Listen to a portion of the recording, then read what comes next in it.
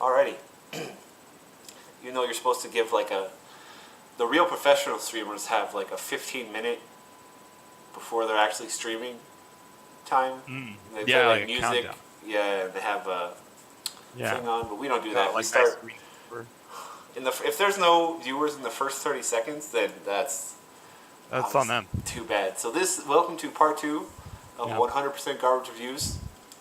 I am C Weezy, and my co-host today. As usual, back to just the two of us, Seaweeds. And today we're doing part 2. Last time on 100% Garbage, we reviewed Dota, and we just reviewed the Dota heroes, and now we're going to review their cards. Or not their cards, sorry. Just the general cards from each color. Right. One thing I actually want to start off with is a continuation of a hero discussion. So, someone brilliantly pointed out that Precision Aura is global, but it actually only affects creep if activated and for a limited time. So how about this? It just doesn't affect creeps ever. Damn. You fixed it. And it matches the game. Right. GG. Because, I think that would actually be fair. Like, it would be powerful. But I think it'd be fair. Because then it's actually giving the same amount of attack a Lycan gives, just in a very different way. Mm. Probably in a more powerful way, but interesting, right? Yeah. But instead they want to make it intentionally overpowered. Excuse me. So, first card, starting with red. Does that sound good? Yeah. A Burning Oil. A very dangerous card, I think, because it's the kind of card that if your deck doesn't have an answer, you might just scoop to it. It's a lot of Retaliate, and you can stack it really high. Yeah. Really bizarre to me that this card costs 1 when there's a lot of effects that I would describe as weaker than this that cost a lot more mana. Yeah. You think it costs 2? I would have or 3. assumed 2 or 3. Mm-hmm. If you told me this card costs 1, then I would have assumed it's rare and they were trying to grab money out of you, but it's not. So I don't know. Otherwise, I do like it. Yeah, I think a card like this should exist. Mm-hmm. Probably. So I like the art. Although I might have expected 1 Retaliate, which that's weak, but because it's stackable, you would think if you stack a couple of these, then it might be really good. This is just 1 is good and 2 is oh god. Well, you can see it has to be 2. Look how much oil there is compared to the guy. You're saying that should be one Retaliate? Okay, no, that's a lot of oil. All right, that's Burning Oil. Double Edge. I just want to comment on the art. I really like he's gonna headbutt the fucking dinosaur getting him. So. Yes, for the most part, though, we already reviewed all the hero cards, so even though they're listed here, we already gone over. All right, next we got Fight Through the Pain. This card seems terrible, but it gives. All right, let's discuss Get Initiative, because I think Get Initiative. I don't know if it should exist.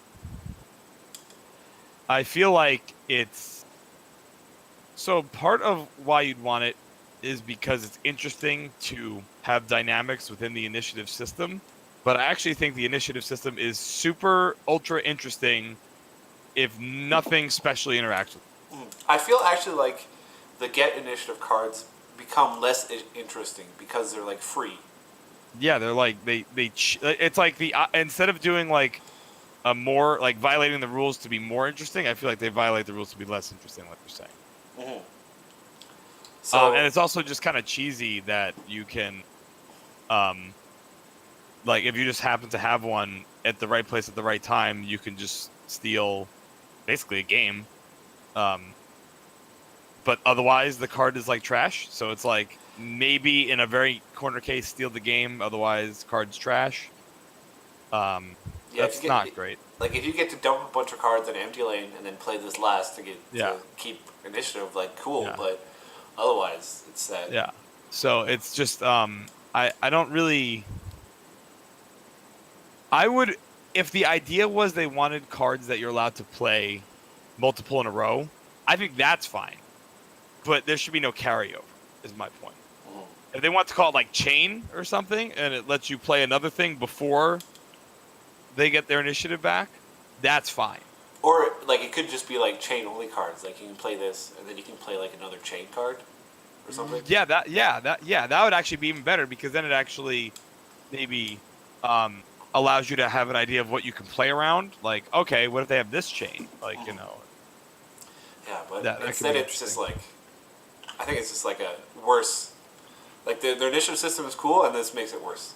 Yeah, I actually would just delete get initiative. Yeah. I just would delete it. And then we got new orders. Yeah. This is actually Bristleback's hero card. Yeah, it's you know what? Okay, so I gotta say, New Orders is really interesting to me because it's obviously supposed to be garbage, just in terms of everything about the card and what we know about every other game ever. Like this card is just like a trash card or whatever. Mm. But because of how powerful or how influential, I should say, how important random deployment is, and how much this card happens to synergize with the color it's in, because red has all the biggest heroes.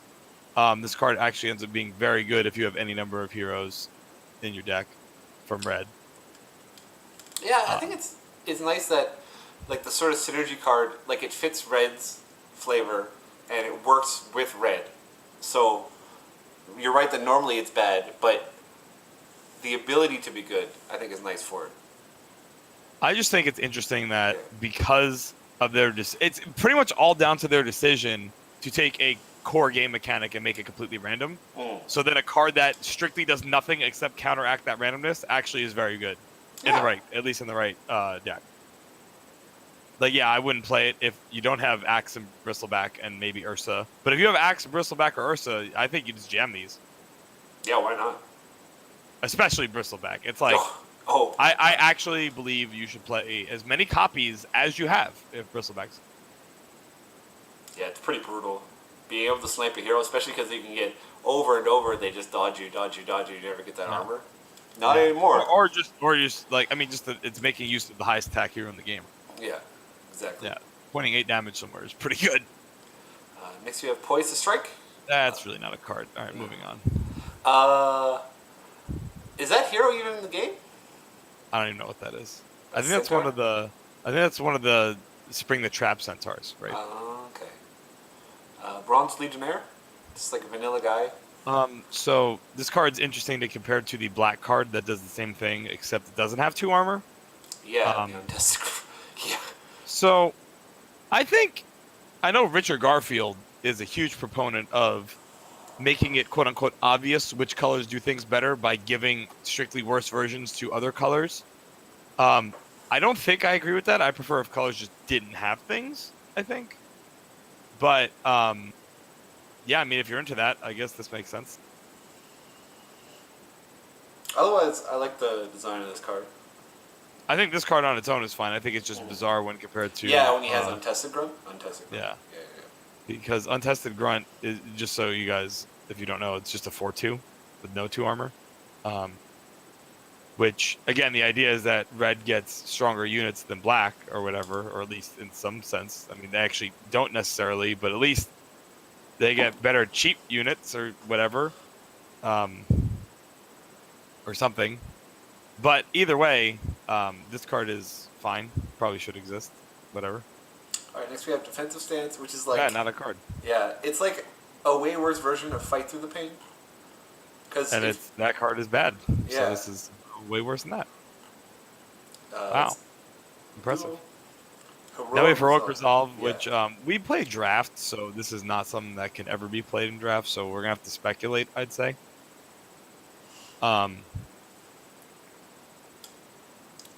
I guess it's probably kind of good to build around because it... So these cards, very bizarre. All of the cards that do this modify a hero when you play like a green card, or when you play a card that costs 2 or less, or when you play a black card, they all trigger off themselves, which I don't understand how that works. I have no but they clue. do. Yeah. It's like the modify happens and then you play the card? Like, right? Yeah, that makes no sense. But that's how it works, so don't let it fool you. It actually says, give your hero +2 health, and then modify it with this buff. Yeah, and that makes it... I think that makes it as significantly stronger. Yes. A really big difference. Oh yeah, it's a huge difference. I've never, but again, because these are you just can't play this in draft. Who knows? All right, pick a fight. Yeah, this is like the worst new orders. That's better late game. Taunting is very powerful. Actually, it might just be better than New Orders. I don't know. New Orders is good because sometimes you actually do have the Bronze Legionnaire with the New Orders, which is just like an insane turn 1 tempo. But yeah, pick a fight. It's the exact same logic as New Orders. It's a card that's fighting against the randomness of deployment, and therefore that's actually pretty strong. All right, Rising Anger. A lot of bristleback in these cards. Same as the health one, except this one I think is just bad. Because one attack is like insanely less stats over time than, like, +1 of pretty much any stat is like insanely worse than +2 of pretty much any stat. Yeah. I mean, obviously you can't quite abstract things down that much, but like I'm not even sure that if that's a +2 attack that it would be like way better than Heroic Resolve. I mean, it'd probably be better, but I don't know if it'd be like way better. It could even be worse in some situations, but at 1, I think just for sure it's like way more garbage. Yeah, and these are like unpickable in draft. Yeah, and I think you can't possibly play like 2 copies or 3 copies of both of these in like a deck because like you need like cards that don't cost 1. Yeah, I don't know how you make it so work. I think, yeah, actually, I think these cards suck. Moving on. Combat Training. I think this. Yeah, it's not a card. Grand Melee. So this is junk rare. So all heroes means all heroes. So one thing that Hearthstone does that is just really, really, really smart. Like, I don't have a lot of good things to say about Hearthstone, but one thing that's just great is whenever there's a symmetric effect, they put that all in capital motherfucking letters, so you understand that it means all. It's all.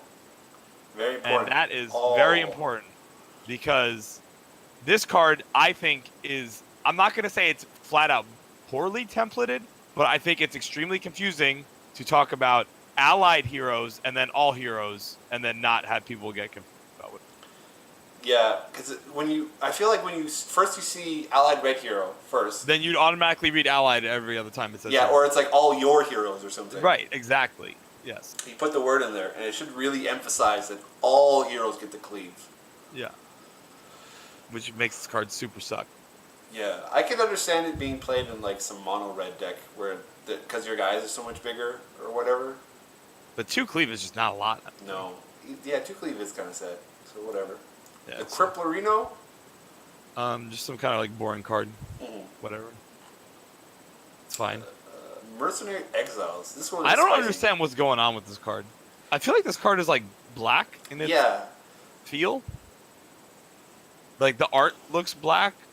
The effect I feel like is more blackish because that's to do with gold, and red doesn't have any interaction with gold at all in the whole game except this card, if I'm not mistaken. I don't know if they have to have like one. What was the Magic set where everything went wacky? Oh, yeah, that was Planar Chaos. Planar Chaos. So they have to have their one Planar Chaos in each color, I guess. Well, I guess there is a cycle of rare cards that have to do with gold in the game, right? Is that what it is? Because there's the Convoy, there's the Wrath of Gold, and then there's Black has all sorts of cards that do with gold, so I'm sure one of them's rare. I think the rare one is the one that you have to wait, and it's way worse than the Yes, mines. yeah, way worse than mine. Way worse than mine. Oops. Either way, so this card, even though I think it doesn't belong here at all, like the green one feels fine. The blue one is silly, but it feels fine, at least in blue. This one just doesn't feel like it does the red thing. Like it's like you're spending gold, which is like black feeling, and then it does like a green thing.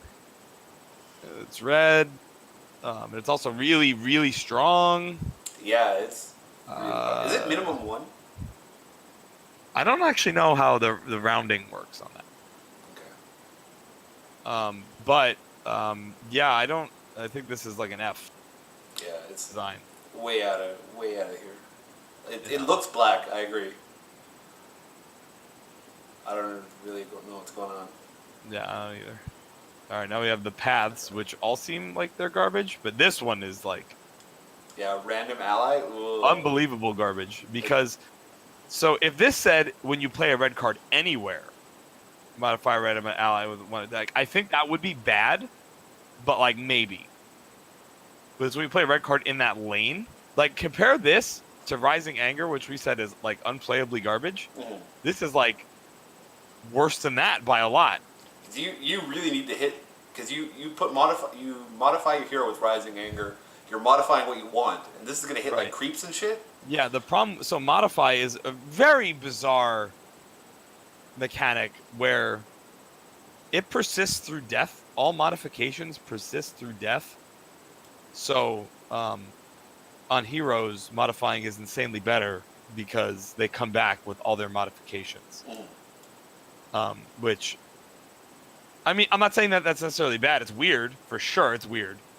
But I'm not saying it's bad. But what it means is that when you have cards that can modify either something that dies and stays dead or modify something that dies and comes back, it becomes insanely skewed toward you only ever want to modify the things that die and come back. Yeah, modifying like a creep sucks. Yeah. Like all the cards are like under efficient for that because you obviously have to balance them around them doing the efficient thing and not the inefficient thing. So. Alrighty. Now we have Rend Armor, which is very ironic that this is like basically like a secondary signature card of Ursa because it's actually the best in the whole game and nearly unusable except against Ursa. What an ironic fate. What a weird thing to have happen because this card super sucks except if an Ursa uses Enrage, it temporarily gives him 4 armor, but due to the wording on this card, you minus 4 armor on him. So then after his plus 4 armor goes away, he has a permanent minus 4 armor forever. That sounds really good. Oops. Okay, here's what he can do. He casts Rend Armor on himself, and it goes away. Wow. Because you modify a unit with minus X armor. Yeah, with minus, so it's plus. Yep. And then you get 3 eye armor. Yeah.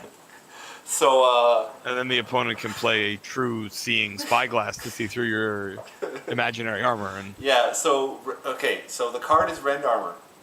And if you play it on something with negative armor, it gives them plus armor. To me, that's an automatic F. I mean, this card is just an F on every possible scale. Yeah, so just an automatic F in that case. Yep. All right, here's another. We're going to put another F here. Smash their defenses. So, first off, we can just safely say that any card that says draw a card is usually, I don't want to say it's usually badly designed because you do need some card draw in your game. But this card is in the realm of insane blowout only. Yeah, if you ever smash a defense, it's usually pretty brutal. It's like an insane blowout every time because there's basically no upgrades that cost less than this, which is why it's weird. Like, this should cost like 5 if it's going to draw a card or something. Because, like, you're probably spending less mana than what they spent, and you get to draw a card? What? Yeah, it's like a 2 and it's not even random. Like, you pick. What? Yeah, it's brutal. Lots of the condemn effects are random. Right. So, this one just being targeted and just the deleter, I guess. I don't understand, to be honest. Spot weakness. So why does this end Rend Armor need to exist? I feel like this card is the one that Rend Armor wants to be because not only does it make sense in that it doesn't have some weird minus armor modified shit going on for no reason, but it's like, yeah, it's like kind of fringe, so at least it cycles. Okay, this is a kind of card that I would expect to have cycling because it kind of does a really minor thing, and it costs like appropriate amount. And okay. Yeah, so delete Rend Armor and just keep this one. We're good. Yeah, I mean this card is still basically unplayable, but at least it makes sense to me. Now we have the Temple of War. So again, all really means all. I definitely think people don't understand that because I've had this card played against me when I'm just cracking up as they play it on a lane where they have no one's equipped yet, but they have no item cards in their hand. I have like 3, and I'm like, oh, this is not going to go well for you. Yeah. They probably think it's all your heroes because you played on your side. Why does it help them? Right. Yeah. Why does the Temple of War help them? I don't actually understand why it's all heroes. Yeah, it makes no sense. And it also super sucks. What would make sense if it was like all red heroes or something? Yeah. You know, even that. That's like a little bit more of a stretch or something, but whatever. It's just garbage. Whatever. Don't play it. Clear the deck. This card is actually like, so this is what that garbage Grand Melee wanted to be. Mm-hmm. Because here's the thing, you don't really need cleave all the time. You need to cleave like once. Probably. Like, yeah, you don't need all the cleave sounds really good. Sort of just like in the real game. Having a lot of cleave sounds super awesome, but then you start to play and you're like, well, I don't need to cleave here. It doesn't do anything. Right. So this card I think is it makes sense in red. I think it's actually appropriately powerful. Good job. Mm-hmm. Crippling blow. Yeah, it's not a card. Now we're just going into why is this card so good for no reason. Understand? Yeah. So let's play the game of how much worse could we make this and we'd still like absolutely play it and be happy. So for starters, we can make it +3 attack, right? And we're still just all about it. Jamming this every time. And then we can go 05 and +3 attack, and we're still definitely jamming it every time. Maybe 03. No, not 03. At 04, I'm a little. I mean, I'm still jamming it, but I like. Okay, there's times where it's not going to be good. Yeah, this card is just brutal. I don't understand why it's so good. Yeah, if you see a lot of these, you're just picking them. You're like, I guess I'm playing Keef. Right. I got 4 of these. Whatever. Yeah. It's just. I mean, I don't understand. Like, I don't get it. Like, I don't. It doesn't make sense to me. Whatever. It's okay, like for cards to be good, but this card is just like so like compared to. But the when next you can one, when you can play the game of how much worse can we make this and we're still jamming it, then I don't understand why it has to be that good. Yeah. Then we have Rebel Instigator, which okay, someone needs to explain this to me. So there's 2 of these cards. This clone idea. There's 2 of them. One of them makes complete sense. I think has the exact right stats for what it does, and is very scary. And then there's this. So a 2/3 for 4 is it's just insane how bad that is. It's really brutally bad. Like, it's hard to describe how bad that is. Like, honestly, like however bad you think it is, if you don't play this game, it's like 6 times worse than that. And the reward you get is to summon another garbage card. But it's even worse than that, because in order for that to summon a garbage card, it has to line up with something it won't die to, which is just hilariously unlikely. This card is... I just can't believe it's so shit. Yeah, it's just so... Let's play the game of how much better can we make this before we're happy playing it. Like, if it was a 3/3, it still sucks. If it's a 4/3, you'd play it, because at least it kills a melee creep and copies itself, right? Yeah, that's a lot more power. 4/4, I think, is like too much. Might be too much. I think 3/4, it's still bad, and probably still don't play it. Like, it's just unbelievable how bad this card is, and I don't understand. Yeah. Next card is also just total garbage. Yeah, they just can't be a 2/2. Just a 2/2 is just I mean, this card is better than the 3-mana spell that does this, because a chump blocker can be very clutch in this game, but it's really bad. Then we have Stonehall Elite, who is, I think he is our first official, without a doubt, sweet spot card. I think this guy just definitely is not good constructed. At least I'd be super surprised if he was. He is absurd in draft. Holy moly, does this card just bop you. So, I mean, it's perfectly suited, like, it's made to just murder the ever-loving shit out of melee creeps and then become an insane threat the second it does that. Yeah, it's just to kill one. And then you just deploy it in front of a melee creep, so it just does that for sure. This card is brutal. I don't understand. Like, either make it all the way brutal so it's actually good and constructed, or make it less insane so it's not ridiculous in draft. So in constructed, you'd have to be like a 4/4 probably or something. 4-3, I think Yeah, you're 4/3. getting there. I think you're getting there at 4-3. Yeah, just the 2 is too little. Yeah. It gets Yeah. sniped by stuff. Yeah. Even with the 2 armor, it still gets sniped. Yeah. But yeah, it's just absurd. Yep. Sucker Punch. My only issue with this card is, I mean, it's just, this is where, so overall, I am one of the only people that I'm aware of that just full on praises the random deployment, because I think it allows the game to actually flow at all and just get on with it and not have insane analysis paralysis and not make every game take literally an hour.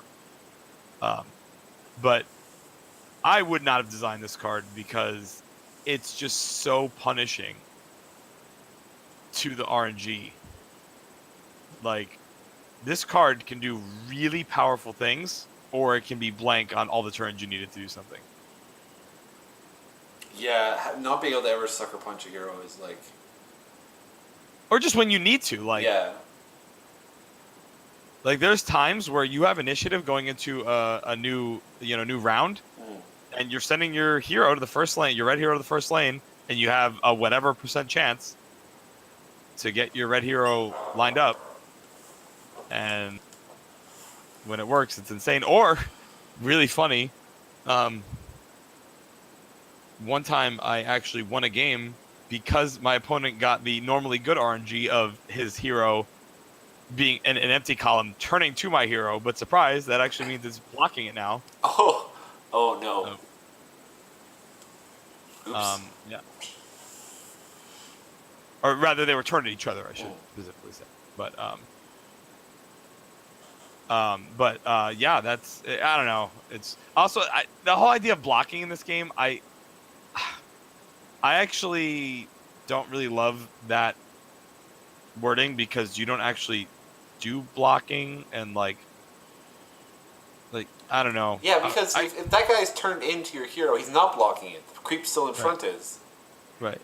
No, but if your hero, like, if there's something in front of your hero and it turns to the guy, yeah, then it's blocking it, even though it's like not in front of it, which is, I think, kind of weird. Like, that to me is not something that I would have understood until I messed around with it a little bit. Because you can have that situation where your hero turns to that one, and that hero is not turned to yours. Right. So yeah, there's just like weird things where where there's like asymmetry, and if your guy's turned to there, it is blocking, but if he's not turned to yours, it's not blocking. And how about it's just things in front of your guy? Why don't we just do that? Yeah. Like, technically that's a little less powerful or whatever, but like, wow, would everyone understand what it does right away? Stun the thing in front of your hero. If there's nothing in front of your hero, it doesn't do anything. Great. Unfortunately, it's sad because of how much ring goes into it. Yeah. Also, it's not a sucker punch. It looks like a sucker spear about to land, so whoops. Next up, I think this is like constructed only. This card sucks because 4 is a lot for this. Well, maybe it's not. Maybe the armor is good enough or something. Because one armor per card is good, but yeah. But it's only neighbors. If it was everything in the lane, I think we'd be talking. Maybe, I don't know. Yeah, whatever. I don't really have anything to say about it. Centaur Hunter. I don't actually think that's a collectible card. I think that's just from Spring the Trap. Okay, yeah. I was like, I have never seen that, so it's gotta be. Yeah. Crusader. Pretty interesting card, I think, because of how much deployment matters. This card can manipulate deployment. It actually can be, weirdly, an advantage in some case to make a 2/2, because it can, for example, let's say the only empty slot that's going to exist after the combat is in front of the Crusader. Well, then just like a shitty 2/2 is going to be in front of it, where maybe they put like a strong hero in front of it, and now it's just some junky 2/2. Like, that can actually help you out, especially if you have, like, let's say you have 2 damage AoE coming out next turn. Now you can secure that your Crusader has some junky thing in front of it that you're going to clear off anyway. Like, it basically spawning a 2/2, which is what a zombie is, is actually pretty interesting with the way this game's mechanic. Do you get gold for it? Yeah, For zombie dying? Yeah, so it's not so bad.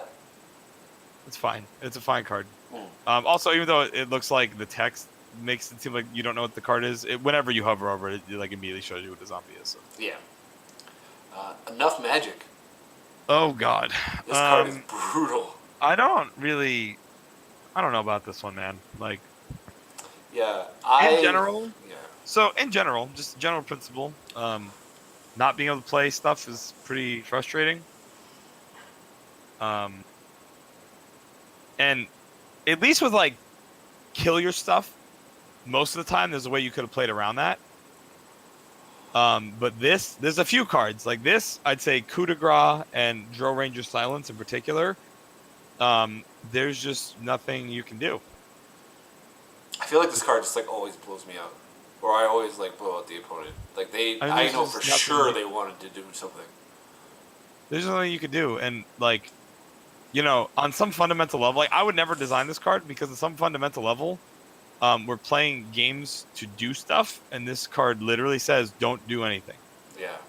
Skip. And then you might say, well, it's interesting because you could like play, like you have to like game plan around this, but I like in practice, I don't think there is any game planning around this. I think you're just done. Yeah, I think you just jam it generally. In the deck that you're going to play it in, right? You're playing big boys. Yeah. You're just going to hit it every time. You don't want them to play spells. Oh, whatever. Yeah, it's crazy. Ogre Corpse Tosser, really bizarre. Flavor's funny, I guess. Yeah. Whatever, it's fine. Nothing really much to say about it. It has the right stats. So, for cards like this, you need the right stats. Hearthstone does this a lot where they have a card and it has the wrong stats. You don't want... it'd be like a 5/3. Yeah, it would be like a 5/3 or something. It should die really. This guy is like pretty hefty, so he'll stick around. So he's gonna stick around to see some melee creeps die. Yeah. So this is like they did it the right way. Maybe he's fine otherwise, but yeah. Yeah, it's whatever. Okay. Raise. So, I think in 99.9% of situations, Smash Their Defenses is insanely better. Oh yeah, because they usually don't have two. Or well, no. But even if they have two, unless they're literally duplicates, one's probably way more important than the other. So you just pick the one that matters, and kill that. Yeah, you're looking at Goldmine or something that gives armor. What's the armor one from Enchantress? Yeah, whatever it is. Yeah, exactly. Yeah, I'll get rid of the armor. Yeah, right. And also this costs more and doesn't draw a card. Yeah, I don't understand. And it's rare, so like, just fuck you if you open a pack with this. Yeah, I don't get it. Now we're at the so right, counterpart. This is the one that makes sense. This card works exactly as you'd want it to, in every way, and I think it's fair because it only has 2 life. So even if it starts getting out of hand, a lot of things can AOE it. And you have to be careful with it. You can't just jam it. You know? Oh no. You have to be really careful, and you can still get ring screwed. You put him on the edge, and he turns into a creep, and you're like, oh damn. But yeah, I really like Red Mist Pillager. I've lost the game to this, but only once. I think in general it actually doesn't get there, but it provides a must-answer threat, which usually is a good thing. But yeah, it's like fair. I like it. So, sounds good. Just shout out to Berserker's Call. Okay, that's fair. Yeah, what if enough magic also like put the hero? Well, I guess what if enough magic was like gave your hero cleave, basically. Yeah, that'd be good. Oops. Yeah, so now we have the golem, which I'm guessing is spooky and constructed. I have no idea. It's probably spooky. I assume it is. Although, I don't know. You got the Marrowfield Brawler. It's just a good draft card. I like it. Yeah, these are rare though, and I think I'm pretty upset. I mean, I guess the golem has to be rare because it's super weird, but the brawler, this should be an uncommon. Come on. Yeah, it doesn't have a rare card. Should be like your wacky cards. They can be good or whatever, but he doesn't do anything. He just hits. So You don't need that. That's just sort of like a waste of a rare slot. Yeah. Ogre Conscript. This is the big boy. Yeah, I like big him. boy, really good in draft. Whatever. Nothing to say. Routed. Yeah, this card is. So it's like a win more, but I think they went really hard on making it suck. Yeah, at the fountain is like really So hard to get. what this does in practice, first off, it's kind of even hard to even figure out what the fuck is even going on here. Yeah. What it really means is heroes you killed this turn are now going to permanently have half attack, and whatever lane you put them in, that tower will have -1 mana.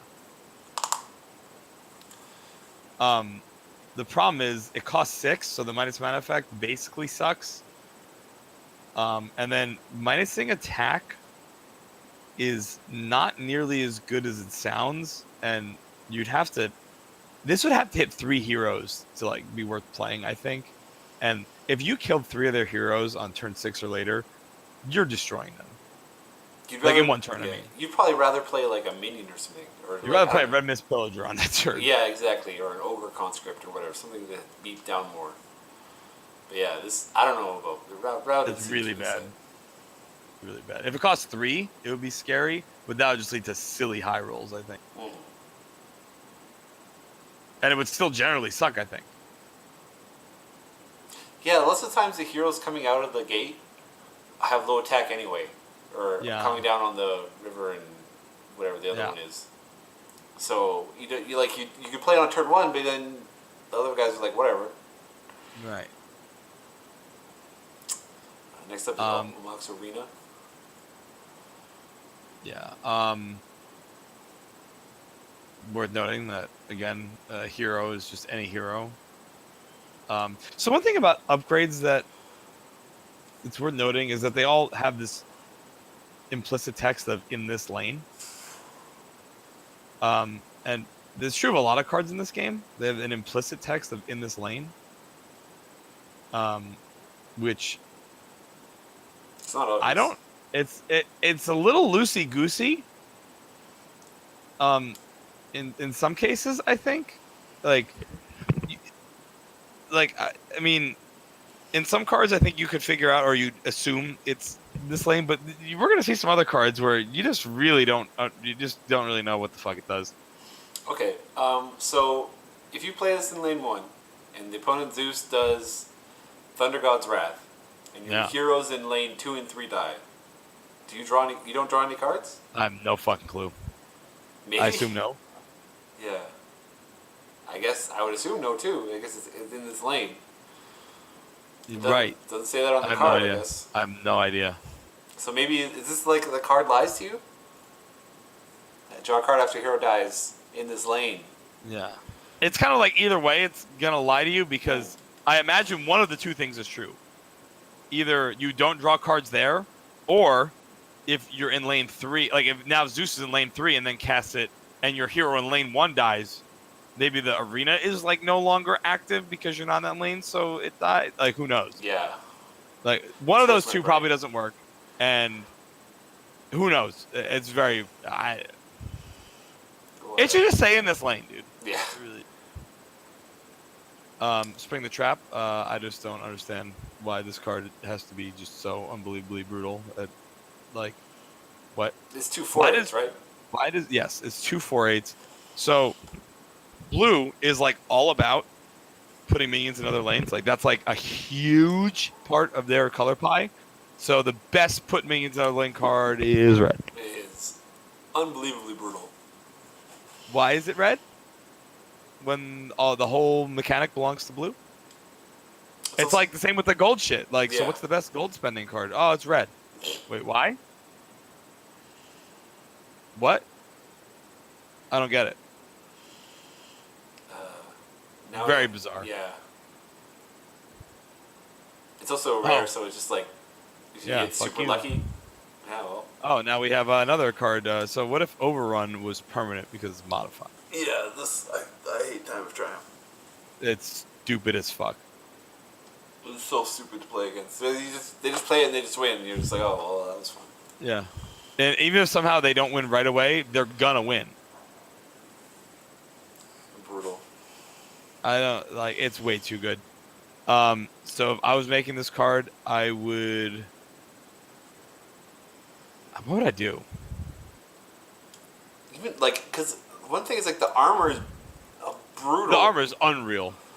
I think it just has to be this turn. It has to be regular overrun. I think it's fair then, because 8 mana overrun. That's yeah, that's about right. Win the lane, but the thing is, this is like win the lane, and then whenever you move your heroes, they win all the other lanes because they're insanely unstoppable, beastly gods. So much. You can't hurt them. They brutalize your minions. Everything. No, your tower, your minions, everything Yeah, at once. You block them, they still destroy your tower. They cleave everything and retaliate everything and destroy your tower. Like, it's just ridiculous. Ugh. Whatever. That's That's rare. red. Yeah, so red has a lot of really overpowered cards and then a lot of cards that don't do anything. Hey, green? I think we're starting off. I like juke. I like swapping. Yeah, I mean, it's, again, Same thing. one mana card that combats the randomness of deployment. It's a lot worse than the red ones, though, Yes. my experience. So I think most people would rate this higher than the red ones, but in my experience, no. Yeah. I think New Orders and Pick a Fight are both better than this card. Contextually, of course. This card might be better. Like, for example, if you could put New Orders in a green deck, you would not do anything with it. But in a red deck, wow. Great. Stars align, so green gets Dark Ritual. Mm-hmm. Sure. Okay. I really like, I think it's innovative on, or maybe not innovative because maybe someone else did it first, but at least innovative to the mainstream, hugely popular AAA games, to just have your ritual effect cost 0, so you actually see how much mana you're gaining instead of having to do math. I mean, obviously it's very easy, but I think innovate cost 0, add 2 mana. Wow, I'm gaining 2 mana. This costs 1, gaining 3. Well, no, you're gaining 2 because it costs 1. Just let it. Why is it just 0? Add 2 mana. Yeah, I agree with that. Should just say 0. Because you're spending mana to get more mana. The only practical difference there is that you can't do this on 0 mana, but you could just do it before you were at 0 mana. So it's like that's not a problem. Moot. Yeah, it's just moot. I assume Shout out to Photic Shield for using my ruining my namesake. Bellow. Yeah, Bellow. You want to talk about? I mean, it's just underpowered, but like maybe once in a blue moon it does something useful because you had to play it because you got screwed on playables, and then maybe it moves their Thunderhide pack or something, and it's funny. I feel like this is a card that should say draw a card. It would be pretty good if it's a draw card, but yeah, that'd be fine. Because like pretty good is like where you want cards to be. Yeah. Yeah. But it doesn't. So oops. Yeah. Defend the Weak. You know, I've never actually played this card, but I don't think it's that bad because it is modify. Yeah, I've used it. I think it's pretty reasonable. I still think you need to hit a hero with it. Oh, of course. For sure. But I think it's actually pretty reasonable.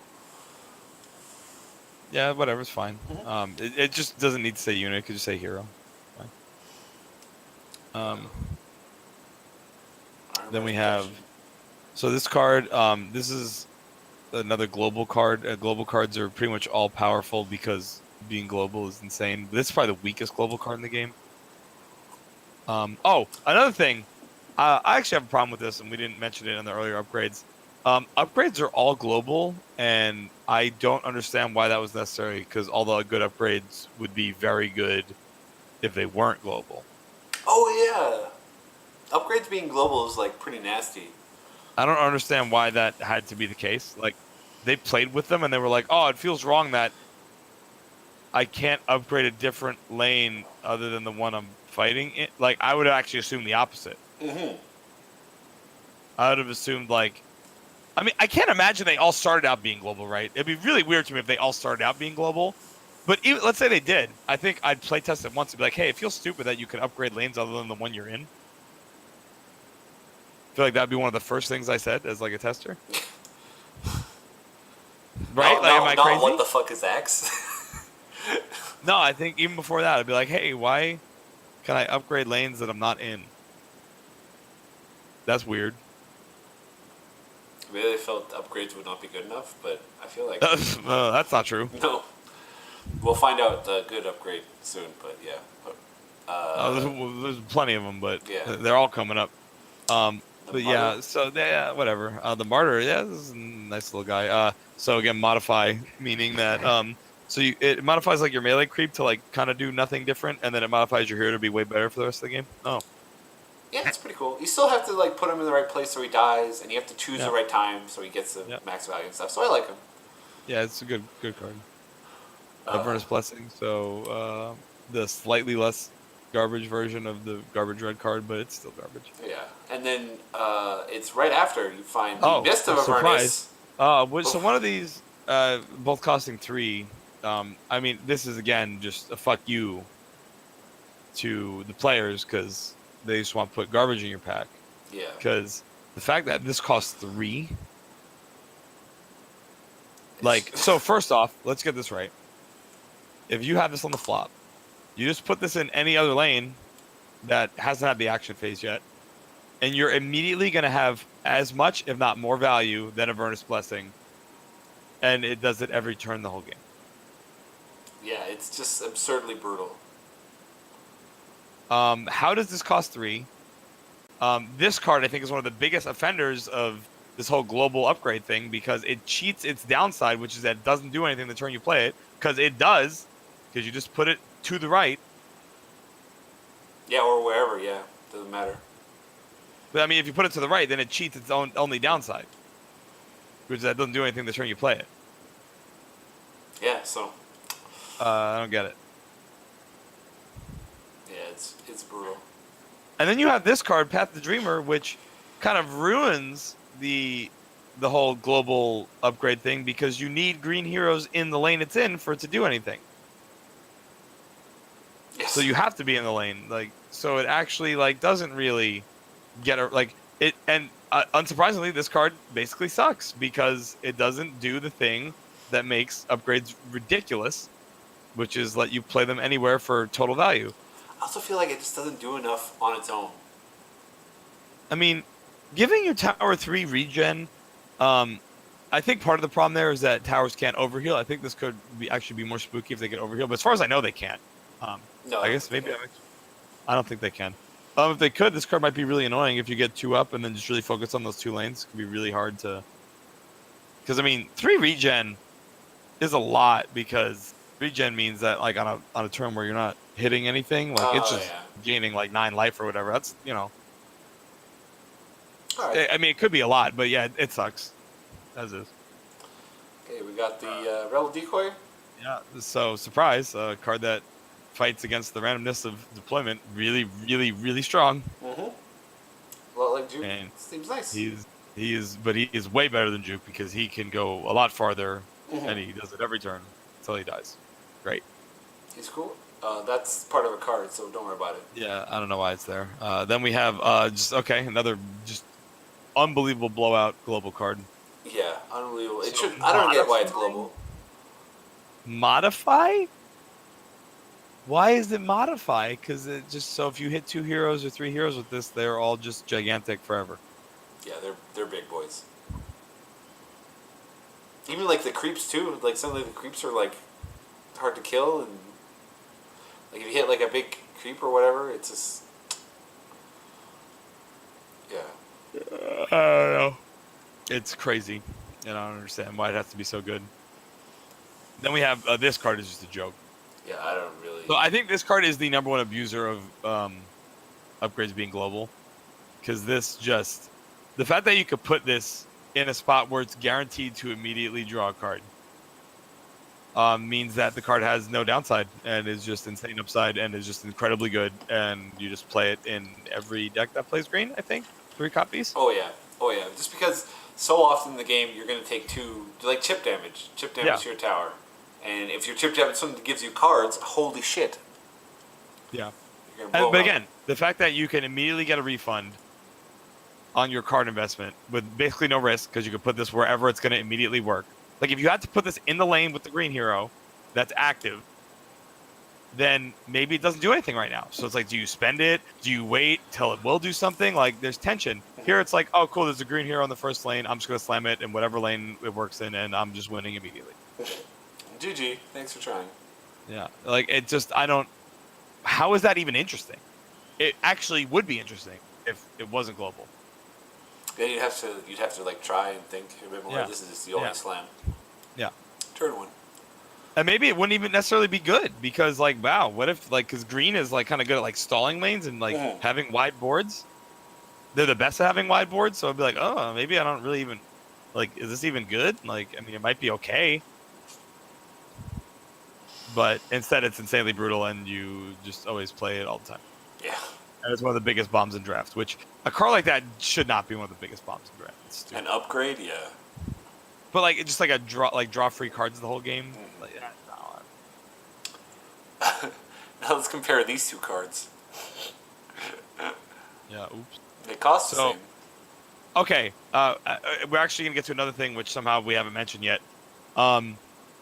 Disastrous idea, I think, to make all non-hero things that fight called creeps when you have a completely separate set of units called melee creeps, which are very specifically just the things that are automatically deployed, because I think it is incredibly easy to misread Arm the Rebellion as a new player, to think it will modify the same exact things as Alter the Men. Yeah. When in fact they are wildly different. Yeah, like, why is a Rebel Decoy a creep? Yeah, I don't know. Should it be like a unit? But the units are everything is a unit. Right. I think they should have made drawn a line between unit and hero. I think it would be totally fine if heroes were not units. Yeah, but what? That's the tagline of another game, though. Unfortunately. Right. Yeah. But, like, my point is that game kind of proved that works. That's a good game, though, so we wouldn't want to do that. Artifact heroes are units. Right. And yeah, the melee creeps being creep in their name is a disaster. Yeah. And I feel like the Alter is like so much weaker than the other. It's really bad. Yeah, it's like a joke. Now we have Arm the Rebellion, which is super nasty. Yes. It just makes your wide board kill them right now, basically. Yeah, any of your good meaty dudes you played, now they're got armor and attack. Bang, bang. Yeah. Caught Unprepared, I think, is one of the stupidest cards in the game because it's like, you want to talk about just RNGesus, right? If on the flop, they just happen to not be able to kill anything, and then you just immediately slip this out, they could just have a hero stunned until it dies, like, totally realistically. Or if they just flopped well and killed your hero, then this card will just basically be garbage. Like, why? Like, it's just not a good mechanic. Like, I don't think stun a hero till they equip an item is a good mechanic to have in the game. They can just have stun a hero if they don't have an item equipped. No, it should be like, okay, if I wanted to make a green stun card, what would I do? Because I just wouldn't have this whole, like, because, like, getting gold a lot of times is just up to RNG. Like, it really, especially early game, and this is like when this card matters. If I wanted a green stun card, what would I do? Stun a hero that I don't know. I can't think of anything. Stun a hero is just really, really powerful because it turns off your cards too. Yeah, it's like stunning is like insanely bad. Like, I don't know, what's the thing that you could, like, realistically play around?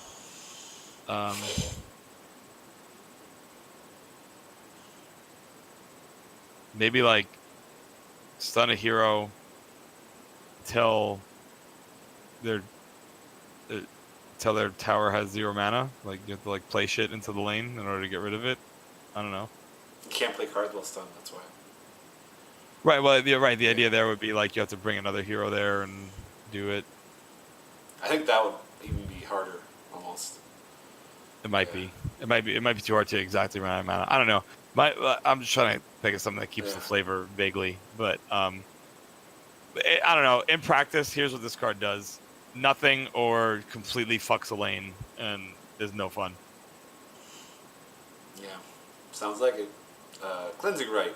Not a card. Yeah. Defensive Bloom.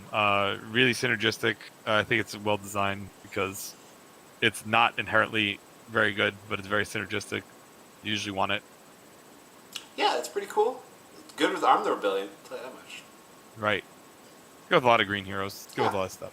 Sweet. Home field advantage. So I thought this card was just trash. I still don't think it's good, but some people are huge fans of it. Probably because those are people who are just lucky. But like, wow, does this card high roll high? Yeah. Axe is pretty threatening, but not when he actually can't hurt you. If you high roll him every time. Right. A card that, again, funny. really makes use of upgrades being global. I think this card would just definitely be trash if it wasn't global. Yeah, but because it's global, maybe it does something. Yeah, put it exactly where you need it, where the lanes aren't really wide or whatever. Right. Yeah. It's. I mean, it's. I'm talking about rolling dice, though. Holy crap! Doesn't need to exist. I also like this arm better because you can still play cards. Yeah. Maybe it should be maybe Caught Unprepared should disarm a hero until they equip an item. That would just suck, I think, but maybe. Make it cost 1.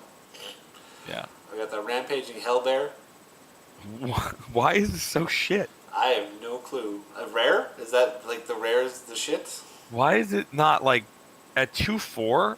I think like it would be playable in draft. I don't think it's playable in draft. I think it's just straight up unplayable. Oh yeah, 2/3 is not good for 4. Especially where it has to play. You have to play it somewhere empty, I assume, right, to protect it. Oh yeah, absolutely. And yeah, it just sucks. Sucks ass. Maybe it has 2 attacks. You see, it has really tiny claws in this art, so it makes sense. Right.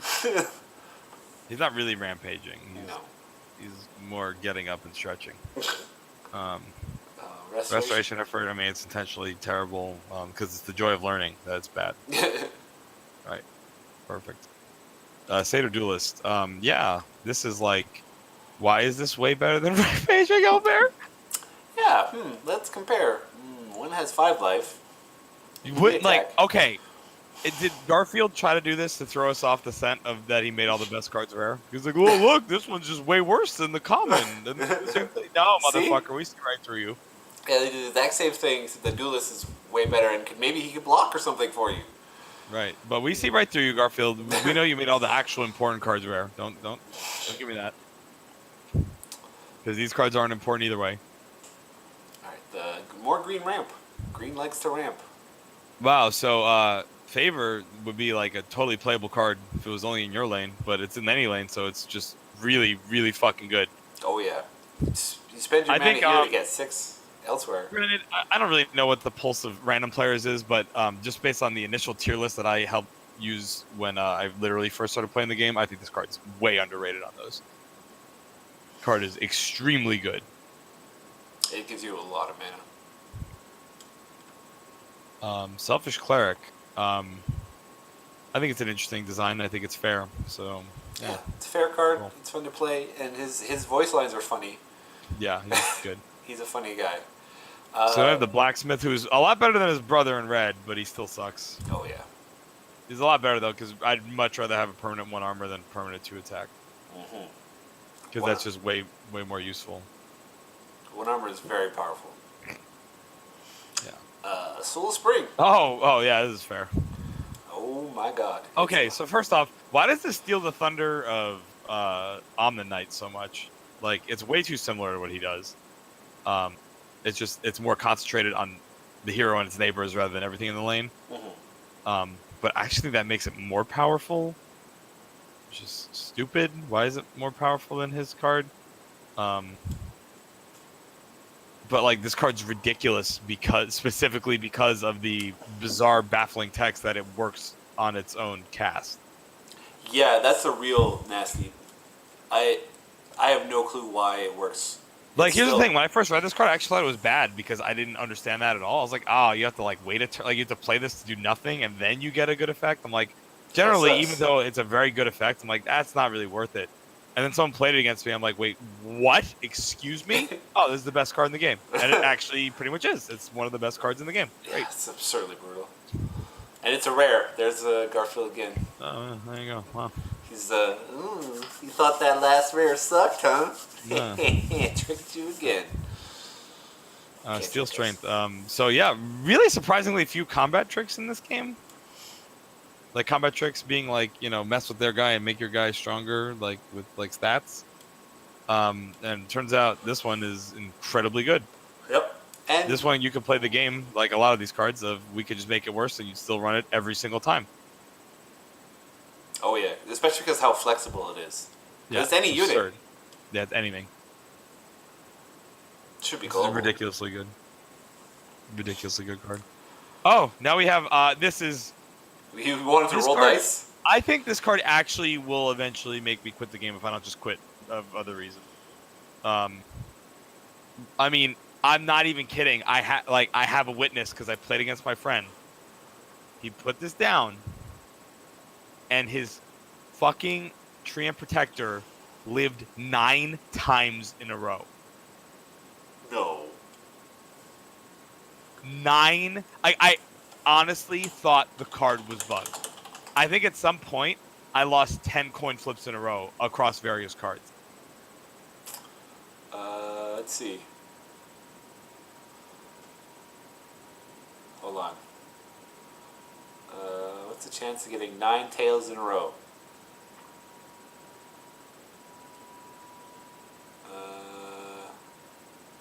1 out of 1 in 512 to get 9 in a row. Yeah, so pretty good. But like this card, this just can't exist because it's actually worth using. Like, and then you might say, well, then why does it exist at all? And I agree, it just should not exist because this feels dumb. You should make unplayable cards, and you can't make this effect playable, and it's really good. Yeah, it sucks. It sucks. It's so trash. And this is one of those cards, like we talked about, like other combo cards before. It's where you're only sad. Either this person who played it is sad because all their stuff died, or the person who's playing against it is sad because none of their shit died. So it's just right. It only creates sadness. Yeah. It's just no. Like, come on, dude. Like, get real. Like, yeah. I am a pretty large proponent of randomness. I think it's important to card games in a lot of ways. But this, like, here's the thing. And this is, I think, part of why this randomness is so shit, is the way you play against it is the same as if it didn't exist. Yeah, there's no playing around it at all. You just cross your fucking fingers. I hope my Assassinate works now. Maybe. It's just insanely... no. I'm trying to imagine getting your coup de grace. Yeah. High rolled with this. I just discarded 2 cards? Oh, great. Yeah, right. That's what I had spent 6 mana to do. Yeah. Wow. Next up to follow that rare, we got the which, I mean, I guess actually this card could do something. I wonder why there's not like a good version of this effect. There's no like good card that kills equipment, which sounds like there would be. There isn't. Yeah, I don't know what this is used for. Yeah. I guess you only have 1 hero in the lane or something, and they got 5. Whatever, it sucks. Divine Intervention. Isn't this Chen's card? I don't know. It's pretty bad, but whatever. I don't have nothing to say about it. Intimidation. So this is like green's form of removal, right? Yeah. I really hate playing against this card because it's like it feels super random on a lot of levels. Number one, so green has very little removal, very little ways. unless they have a draw, which you would know about, then they have very little ways of stopping you from playing cards. And then even if they have this card, it's like usually 50-50 whether it actually puts them in a really good place for you or a really bad one. Because generally, like you're either going to put it in the other lane you're trying to do something in, or they're going to put it in the useless lost lane, right? And then also like they had to have initiation or initiative when this happened to matter, and I just feel like this card in practice ends up being super random and can absolutely do a powerful thing, but more often than not doesn't help you win the game at all and is shit. So I feel like it's just very high rolly and very annoying. Yeah, I completely agree. Because I've had intimidations where it's just like, oh, that helped me. Like, thanks. Right. Yeah, thank you. Oh, also very, very stupid that doesn't say enemy unit, because you should not be able to intimidation your own guy out of the lane. Like that doesn't make sense. Yeah, it feels like a TP scroll. That's what that's for. Yeah, but like that's not like that doesn't fit the flavor of the card. Mm-hmm. Yeah. So I think that's actually an error. It should not let you use it on allies. It gives it. It has that comes up. Yeah. Like that comes up. Like sometimes you can get your guy out of there, and intimidation's a way to do it, but right. It shouldn't be. Okay, next also, you like the hero can use it on itself. Like if it was the only hero, it could intimidate itself out of its lane. Yeah, that's nonsense. Yeah, I mean this is an F minus. So the only Z is cheating death, but this is an F minus. Yeah. Reptile Convoy. I really like it. Why? Why is it so? It could be 10 life. The 20 life is just so weird. It's like almost as strong as the pack alpha or whatever. Let's play a game. How much weaker? Okay, 10 life or 10 life. Okay, 10 life it would be like marginal, I think. Yeah. 12 life, I'm playing it, right? At 15 life, I'm slamming it. Yeah. At 15 life, I'm still slamming it. At 12 life, I think I'm playing it. At 10 life, I'm like, I would need some synergy, maybe some black stuff to help. But I think at 12 life, I'm playing it. At 15 life, I'm slamming it. So why does it have 20 if I'm slamming it at 15? That's so much life. It's crazy. It really is crazy. At its worst, when you have no gold constantly, it's like an absurd wall you can put up. It's really good when you have no gold somehow. Yeah. So, like, you're just like, whatever. If it ever gets any armor or anything like that, is LOL. Yeah, this is the one to arm the rebellion. No. Yeah. Oops. Curse of Atrophy. Why is this not like global or something, or like at least like it could be global. One it either should be able to be cast in any lane, or it should literally just hit all their fucking heroes. Unless they're in the fountain or something, yeah. Yeah, I'd be fine if it hit all the heroes that were in play. But lots of time you're paying 6 to hit like one guy or something. Like it's just unbelievable garbage. Yeah. And it looks like it should be powerful. Like it looks like it should just hit all their heroes. It just doesn't. It wouldn't even be too good. It would just be like, all right. It's like a little bit slower or something, right? But yeah. Like 6 mana for that is like, It super sucks. Like way garbage. Champion of the Ancient. I thought this card would be good, but in practice it just sucks. I don't think so bad. It sucks because in practice you're never.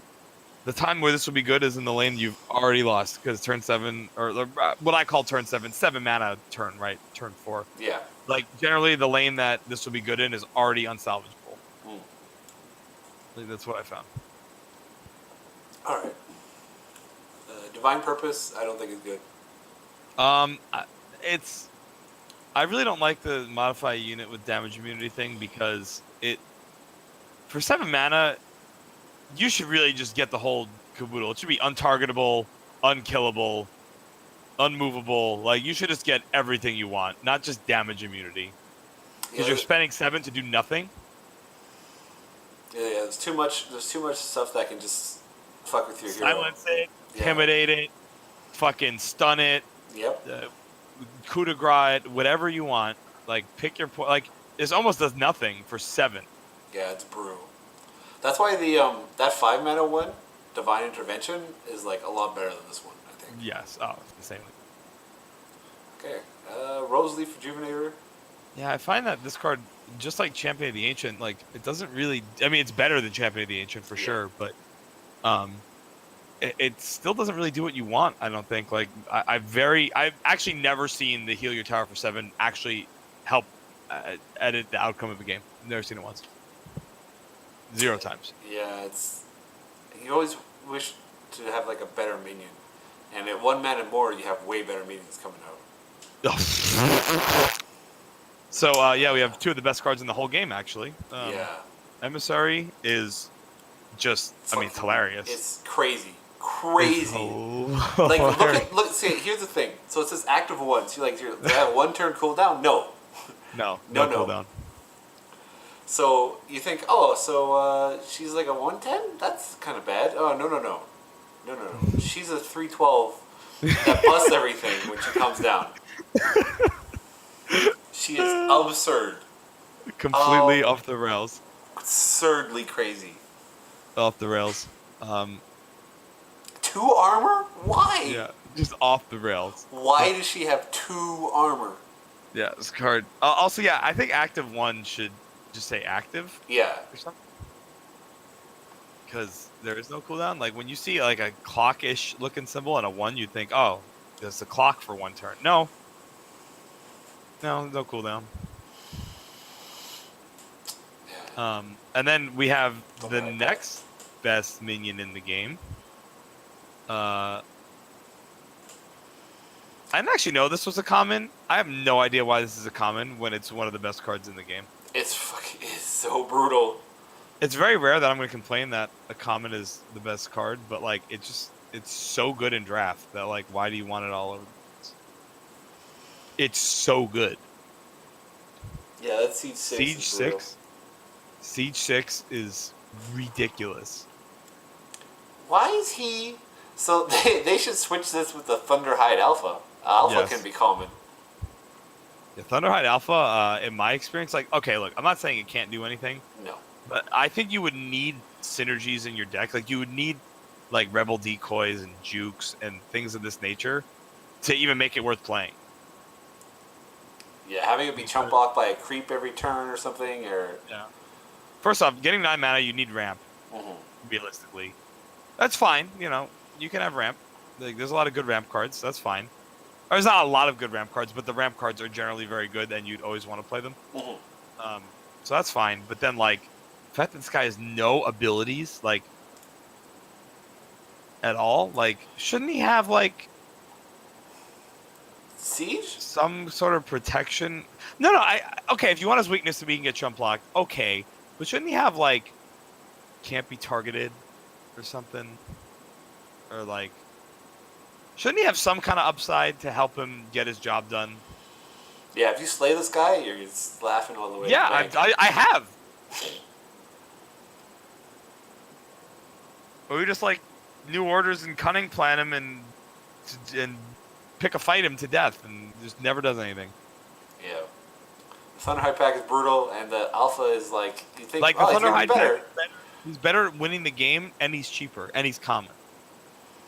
He's better in every way, basically. Yeah. And the Alpha is just like, you think, oh, he's the big boy. He's coming out. Oh, well, actually, he sucks. He gets blocked by like a melee crypt 3 times in a row, and you're just like, what am I doing? Yep. All right, that's green. It's feast and famine in green. It's either the nastiest or the shittiest. So it's so similar to red, but I think actually even more polarized. Yeah. All right, so in blue with Diabolic Revelation. I assume this card's actually like pretty good. I think it's like a specific synergy card. Yeah. With, I mean, at least with the card on the, like, with the hero on the art, so I'll give him points for that. But yeah, it's whatever. It's probably like a constructed card or something. Then we have an insanely good card for combating the randomness of deployment. What if it was New Orders, but you could do it every turn? Right. And in any lane you want it because it's global. Yep, it's pretty good. Wow. Strafing Run, I think, is one of the better design cards. I think it makes a lot of sense. I think there's some decks that want it, some decks that don't want it. I think it's cool that Skywrath Mage is on the art, not only because the art looks good, because it synergizes with his Mystic Flare because you might want to clean out some junky guy next to their big guy, so the big guy gets all the Mystic Flare. Yeah, makes sense. Good card. Ventriloquy, way better than it looks because it combats the randomness of deployment. Yep. I don't know why Meeple's doing it, because that Meeple's going to die, and the Meeple stealing is also going to die, so... He's going to die. That thing's going to just go right back on that counter. All along the Watchtower. Yeah, that's not a thing. Mm-hmm. You know what would make Watchtower decent? Is if upgrade improvements weren't global. Yeah, then... Because then, like, you put it where they're going to need to put the thing, and then it's like, oh, shit. But instead they just put it anywhere. Cunning Plan. This is like the one Bellow. Bellow doesn't say draw a card and it sucks. Yeah. This says draw a card. It's good. It's good. So there we go. We can see my design genius coming in. Right. Fracture Timeline. When is Faceless Void getting in? There's a lot, dude. Okay, of the non-inclusions, there's some that are interesting to me, but I still can't believe Lena's not in the game. Who? Lena. Oh yeah, Lena Inverse. That's unbelievable. How is she not in the game? Like, that's literally, like, that is Dota? Yeah. Like, what? I don't think there's a more Dota character in Dota than Lena. Maybe you can make an argument for Joe Ranger. Maybe. But other than those two, is there anyone that even comes close? Conka? Nah, he's not close. I mean, he's up there, but he's not close to those. Yeah, two. that's the only one I can think of off the top of my head. Techies. Well, that's all. He really should be in the game also, but that's a different argument. Alright. We got a Fractured Timeline.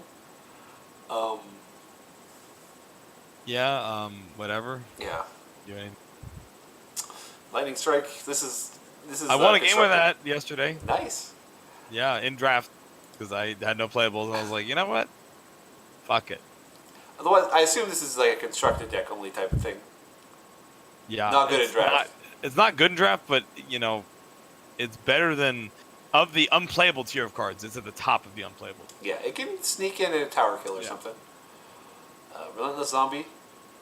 Yeah, I think this is one of the better design cards. I think it makes a lot of sense. It does a different thing than the other 2 mana cards in the other colors. Yeah, cool. Shouldn't Relentless Zombie be like Death Effect, summon a zombie? Maybe. Yeah. Well, he's relentless. He doesn't die. Well, that's fine. Whispers of Madness. I've never actually seen played. Basically, it says that it's like...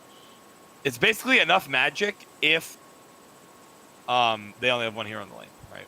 Mm-hmm. But it stuns all your heroes. Oh, so they're unstunned next turn? No, it's this round. Oh, okay. So you can't play this in lane 1. Okay, sorry. So it's enough magic in lane 3 if there's one hero in lane 3. Yeah. Otherwise, why is it so shit? I don't understand why this is so shitty. Like, I would get this if it stunned... Like, stun an enemy hero lane, and stun the lane. Or something. Yeah. Because then it's just, like, enough magic if they only have one hero. Right? Yeah. And you don't get the attack or whatever. Right. Well, and also they can play items. Yeah. So they can still do stuff, but, like, I don't understand why it just blows out. Like, you can't play this in lane 1 and 2, so what? You just can't play this, actually. Yeah. You just can't play it. At any cost, so... I don't know why this has to exist when Annihilation does, but okay. Yeah. There's Lena, more copies of Annihilation. Yeah, that is Lena. So she is in the game. Ah, gotcha. Why isn't it Techies doing that? He's the one that blows himself up. No? That's true. Lena doesn't blow herself. She blows you up. Exactly. Better late than never. I feel like this... no, actually, not better late than never. This feels like a joke. This melee creep is, like, really a weak effect. Yeah. Any lane? Oh, that sucks. Yeah. Buying time? Yeah, it sucks. Yep. Compel? Compel. I don't know why Kana's on this one, but... Good question. Why isn't it, like, Jimmy? True. Well, they don't really want to show off the... Okay, then why isn't it, Outworld Devourer or something? Yeah, Outer World Devourer, that would be the one to put on here. He's not even in the game though, so. No, he is. Then we have Howling Mind. Ha, get it? It's like Howling Mind. Yeah. Ha ha ha. This card's probably actually really cancer in some deck that will either eventually exist or exists already. Yeah. Just sort of like Howling Mine. Right, yeah, really cancer. Great. Path of the Wise. Hey, what do you know? It's another path card, and it's also totally unplayable. That's a good cycle. Let's compare it to the card right next to it. What do you think? To Ignite? Yeah, what do you think? 1 piercing damage to each enemy. Or to one enemy. After I play a card. So Ignite doesn't cost the card, except for itself once. And then keeps going, right? Right. And I can stack them to make it 2 to everyone. And it hits everyone. All the bad guys. Not even hit my guys. Right. The Path of the Wise only hits 1 person. I don't know. Pretty close. Pretty close. Next we have Rolling Storm, which might be the worst card in the history of card game. I've actually never seen this played. Yeah, it's unbelievably bad because you need to kill like 2 towers. You don't need to kill 3. But the thing is, it hits your towers too. Oh, fuck! I sorry, I got tricked. Even after playing this game a bit, you still get tricked by the all. Well, because you gotta remember, like, no one's ever seen this card played. Why would it hit your own towers? Why the fuck? I think of all the cards in the game, I think this is the one that I might, like, I think I'm like, if this was a yearbook, I would vote this most likely that I never see this played. Yeah, 100%. Never. Like, ever. I've seen Watchtower played. I've seen Meepo played. I've seen. I don't know if I've seen like Corrosive. I don't know if I've seen Corrosive Mist played yet, but I've seen a lot of garbage played. I've seen Altar of the Mad Mood played. I've seen a lot of these shit cards played, but I've never, and I don't think I will ever see Rolling Storm played. Unbelievable. Compared to Lightning Strike, which is like a bad card. Yeah, Lightning Strike's sick, and it doesn't Lightning Strike your own tower.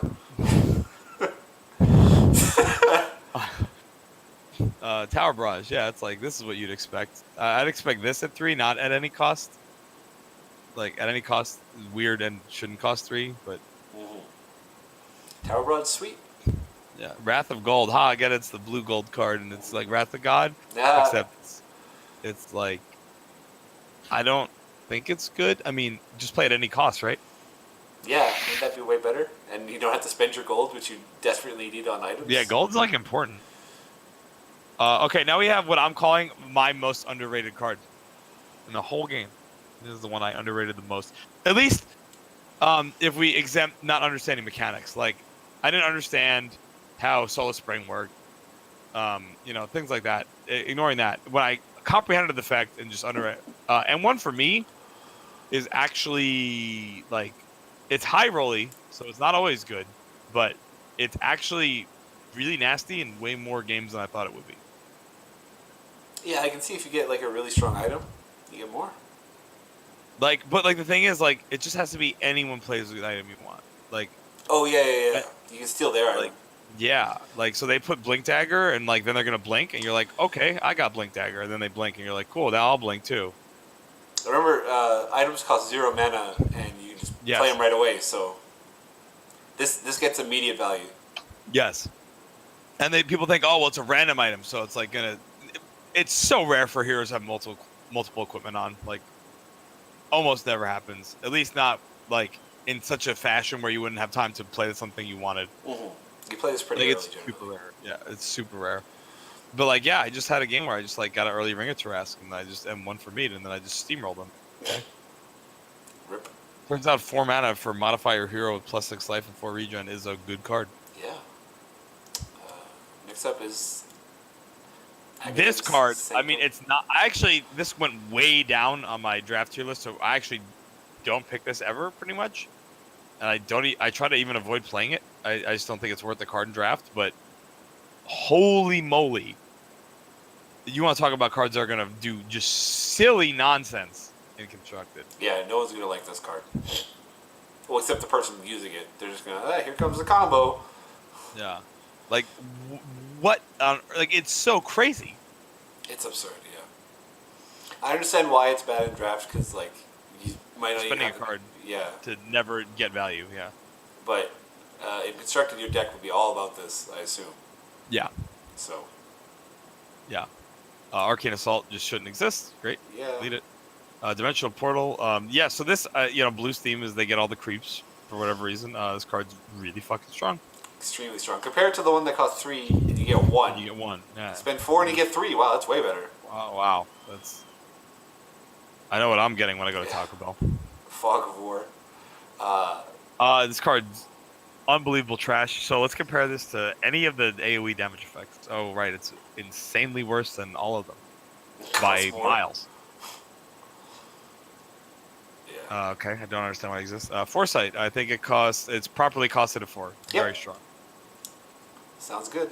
Self-sabotage, yeah, you agreed. If you put this in your deck, you are definitely a fan of self-sabotage. Yeah, I don't... Spend 4 to do the little nothing? Yeah, unbelievable. Unbelievably shitty. It's even bad in a burn deck. Like, it's still, like, unplayably bad in a burn deck because they could just use the cards in the lane that you're not burning. And it still did nothing. Oh, it hits any lane, so you just get lucky. Sorry. So actually, yeah, you don't have to. You don't have to bother with that. You just use the cards. Yeah, you just use the card and you're maybe I get lucky. Great. Actually, you'd have to get unlucky, I think. For it to... Yeah, right. So it's like the worst possible. Okay, now. Conflag. Why does this exist? Yeah. What? It's Lena again.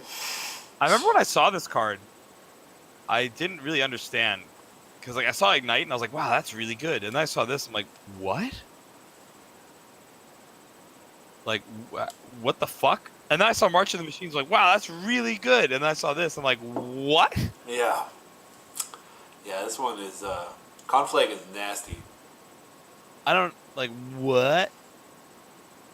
And what's funny, though, is I don't actually know how good this is in Constructed. It might be too slow. But in Draft, oh my god. It might be too slow because it doesn't pierce armor. And that would probably come up a lot. Well, I mean, part of that, but, like, partly because, like, look at what it's competing with. It's competing with, like, at any cost and annihilation. Like, how much AoE do you need? Yeah. Really. And then we got the Saturn Magician. Yeah, this card is way better for draft. Like, this is a high pick. I think the Sanctum's kind of shit in draft, but this card is great because it actually has, like, a lot of purposes on top of pressure. Yeah, it can block, refresh your mana. It can put a little pressure on, do something. Yeah, really good. So it's the exact same thing as Estate Sensor versus Estate, right? Right, exactly. Annihilation. Annihilation. Probably the best card in the game. Yeah, it's so absurdly brutal. And whenever I've used it, I'm like, oh. It's like cheating. Yeah, it feels like cheating. Like, oh, what? My Skywrath has initiative in lane 1, and you got 2 heroes in here and 5 creeps? Oh, well, that's too bad. The fact that... See you later. The fact that it also, like, gives you all the gold feels like cheating. I feel like this should say, like, condemn all units, you gain no gold from them dying. I'd still play it. It'd still be awesome. Right. And as is, you get, like, a ton of money from it. It's so I don't get it. Call the Reserves sucks. It's better than the other one. Yeah, not by much, but not yes. By much, yes. Friendly Fire, unbelievably brutal. Why?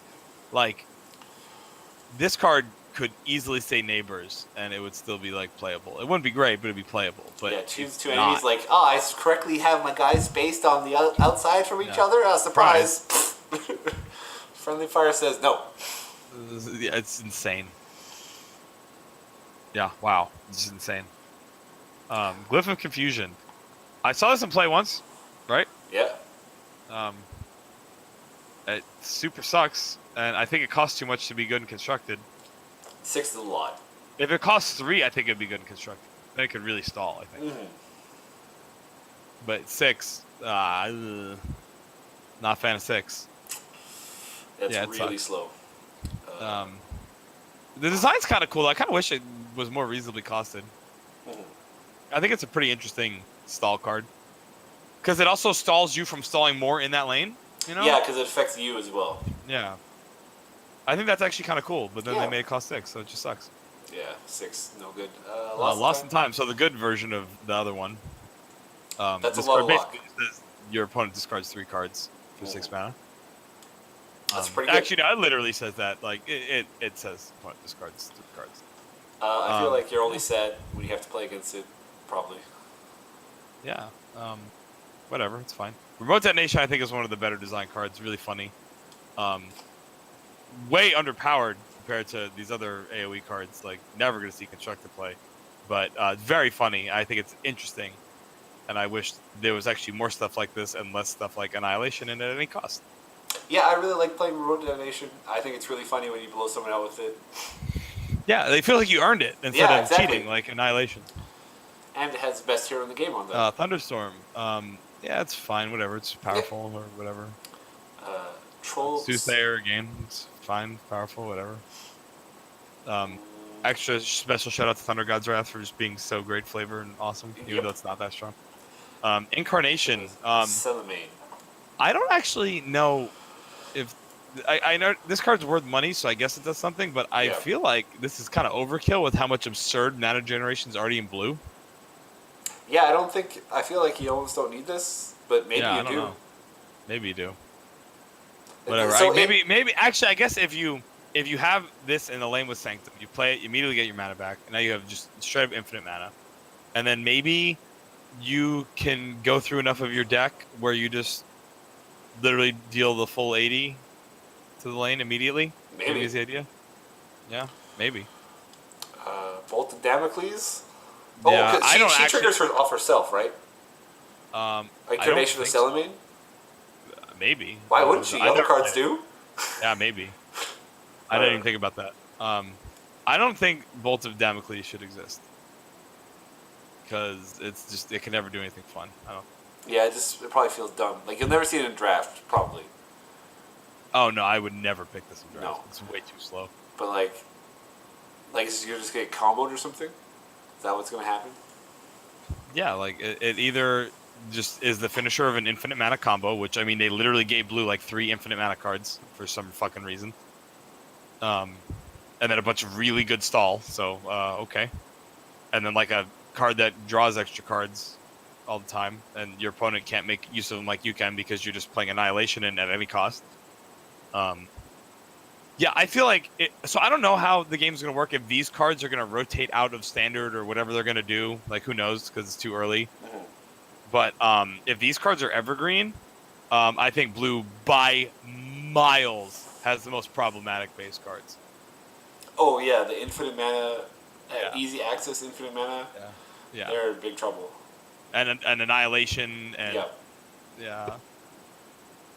I don't know what they're going to do with the next set. Yeah, I don't know how that works.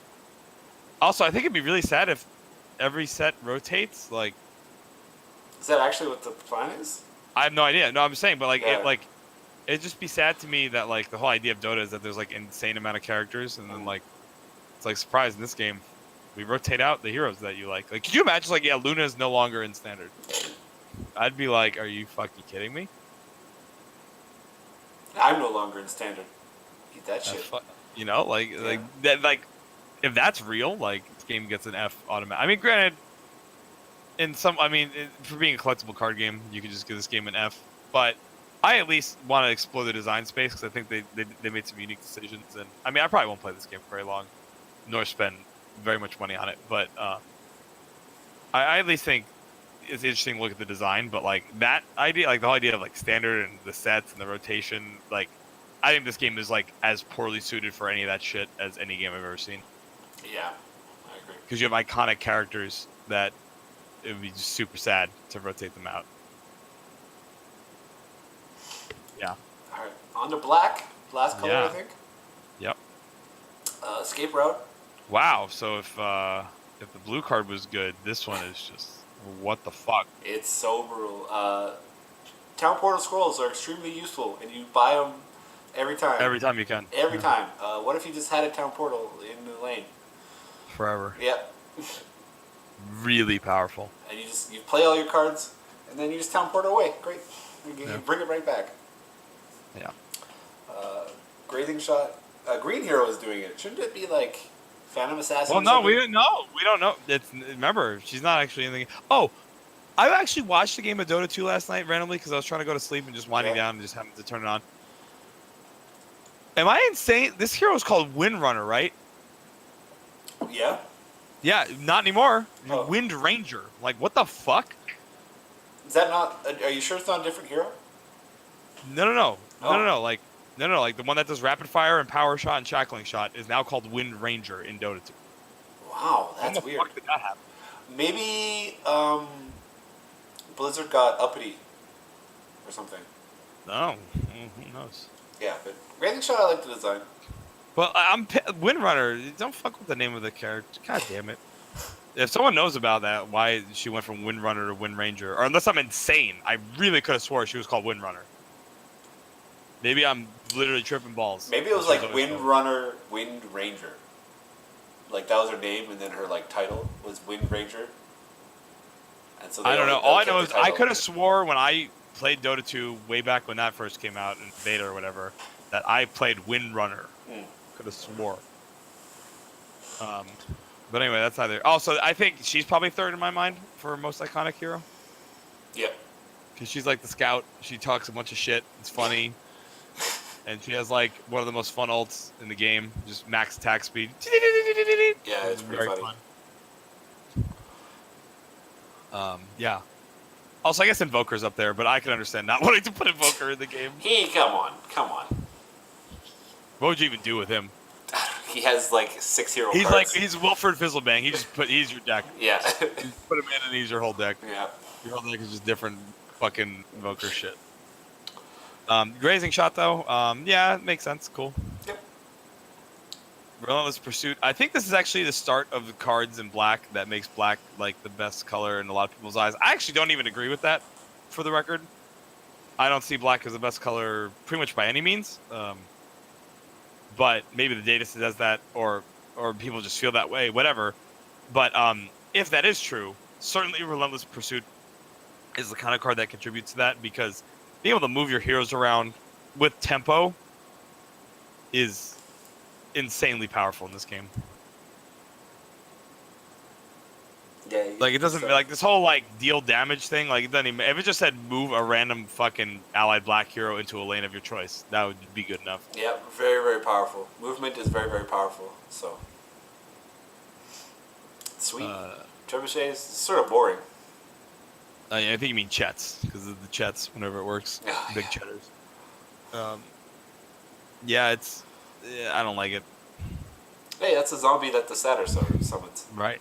Own It custom is. art. Yeah. Assassin. Assassin's Apprentice. So choosing your combat target is very powerful, because you combat the randomness of deployment. Mm-hmm. This card is really meek stats, but it's still worth playing just because of that. Bitter Enemies is very bizarre. It's really crazy how much they had to go to the way to word this to just say, after 3 turns, nuke each tower for 6 for the rest of the game.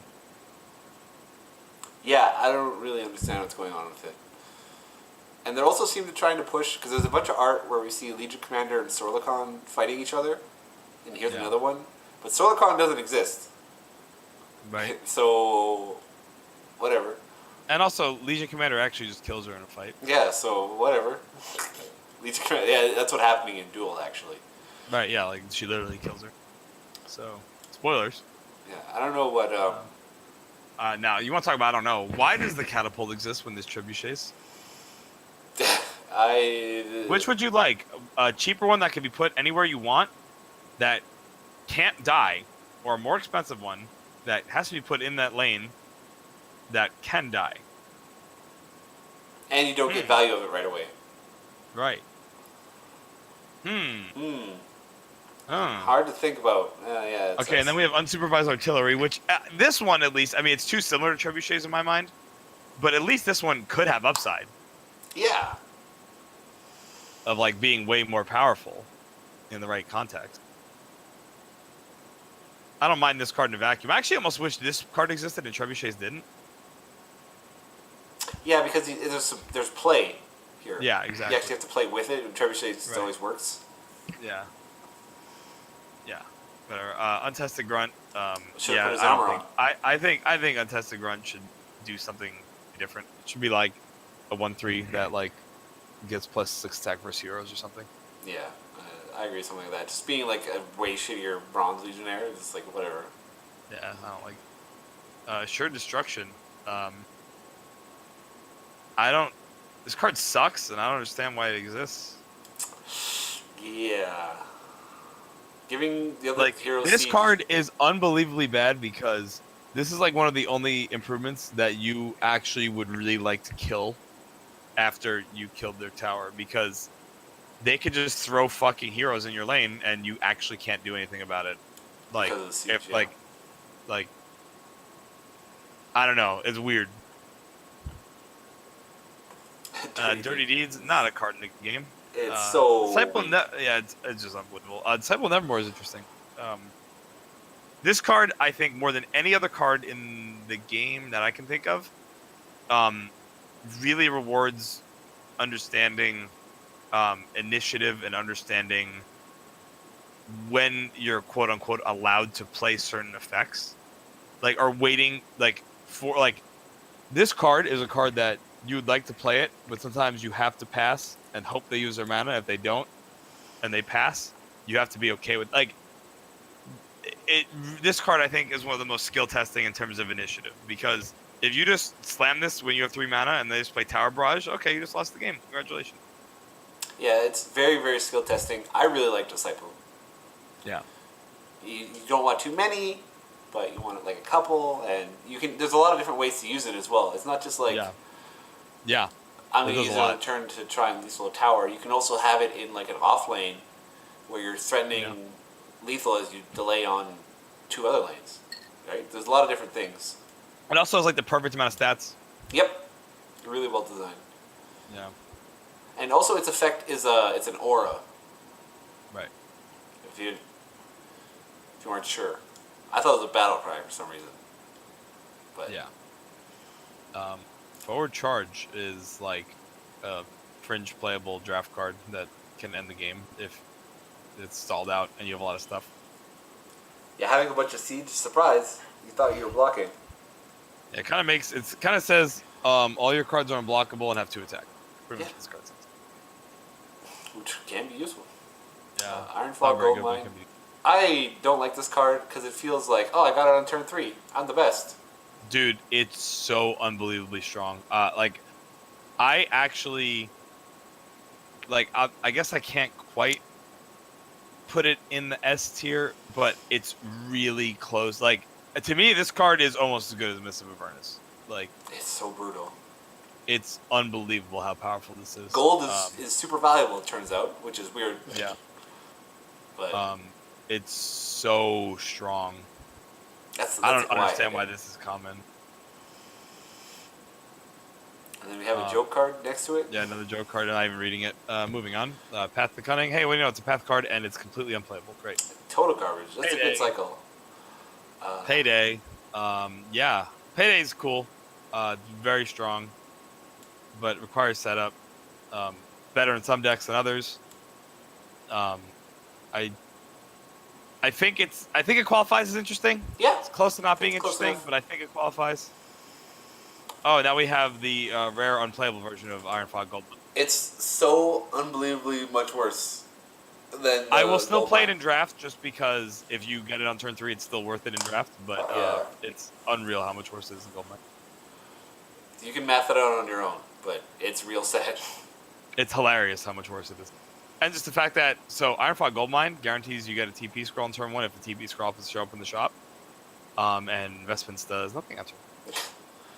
That's really valuable. Now we have Slay. This is what happens. That's the alpha getting Slay. You know, I gotta say, I'm actually, I think Slay needs to cost more because holy moly, does this card blow people out. And it's really easy to play Slay in something else. Too easy. Yeah, like it just blows people out. Like this card, it's almost like you could put any price on it because it's always gonna kill something really fucking awesome. And Like there's nothing it to would be, stop it. I think it would actually be like totally playable at 5. I think you could even play it at 6. Yeah, probably. I mean, if Coup de Grace is 6 and this is gonna just kill like Thunderhides. Just whenever this kills Thunderhide pack, it's just like, oh my god, did you just completely obliterate them? Yep. I guess they're really trying to emphasize that's what you kill in the card art. I think it's overpowered, honestly. Like, don't get me wrong. I'm not saying it's an S tier card or it's one of Black's best cards, but just in terms of we can make this worse and should. Like, basically, the only reason it's not better is because not everyone has Thunderhide pack. Like, yep. Right. But like, it just when it works, it's just unfucking real. This is the oath. I way underrated this card. I'm like, oh, you can't play spells. It's not that good, right? 4 attack to everything all the time, turns out, is a high-ass number. That's a lot of attack. A lot more. So, yeah, I underrated this personally. Then I played against it once and never again. The thing is, you just don't want to play it right away. That's the only thing. You want to develop a lane a little bit, then slam this, and oh god. Yeah, it's brutal. Brutal. Yeah. Now we have Arcane Censure, which is not really a card. Not a card. We're gonna follow. Like, this is gonna be. There's another card that does the same thing, which is 500 million billion times better. We'll see it soon. Collateral damage sucks, I think. View it as completely unplayable. Yeah. Oh, and then we have a slightly better version. Yeah. So this card, again, I think would not really be worth playing if it didn't have the surprise effect of working on itself. But because it does, it is absolutely bonkers, batshit insane. Yeah, you know, that's probably why I never understood why it was good, because I have that in my mind that I'm reading the card correctly. Right. But actually it has a secret text, modify before the card comes out. Modify happens first, then the card you played. Secretly, each hero you have is modified with everything. Like, they got it all. And then you gotta bring it out with the card. You gotta bring out the hero inside them. All the heroes come pre-modified. I think, honestly, what it came down to is they designed these cards, right, and they worked as written. And they're like, wow, this is like our big marquee cycle of like powerful buffs, and they fucking suck. They all fucking blow. And they're like, what if they just like worked when you played them? It's like, oh yeah, that actually fixes it. They're really good now. Fuck, how do we word that? No one will notice. Just whatever.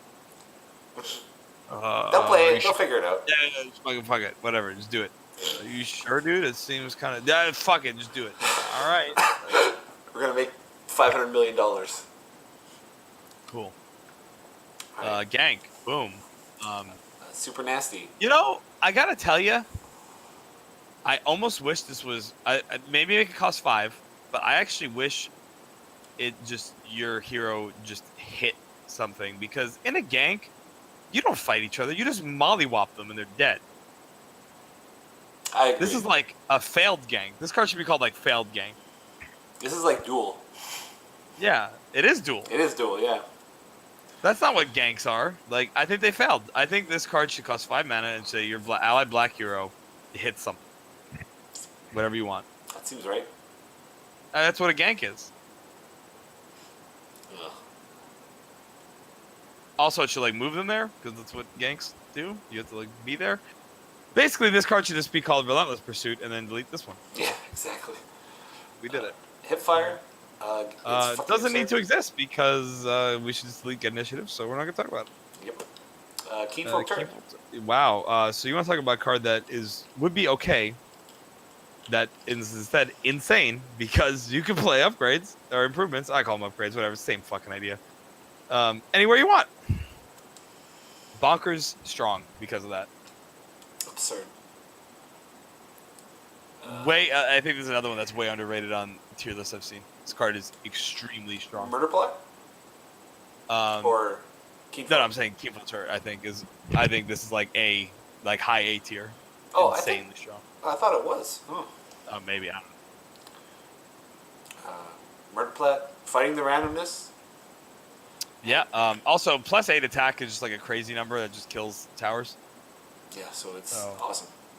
It's actually, I remember on one of the podcasts I did with Serlin once, we talked about a thought experiment we did with a card in Codex where like how much attack would you have to give this thing to balance it or whatever. Basically, it was just like we were just trying to figure out like how much plus attack is worth and stuff like that.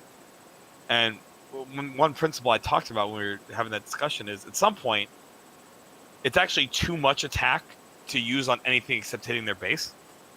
And I think 8 is that number, where actually this card is not a murder plot, it's a blow up your tower plot, because you're wasting that attack if it's not hitting their base, because that's such a huge percentage of their life total that hitting for like 18, actually 19 or whatever.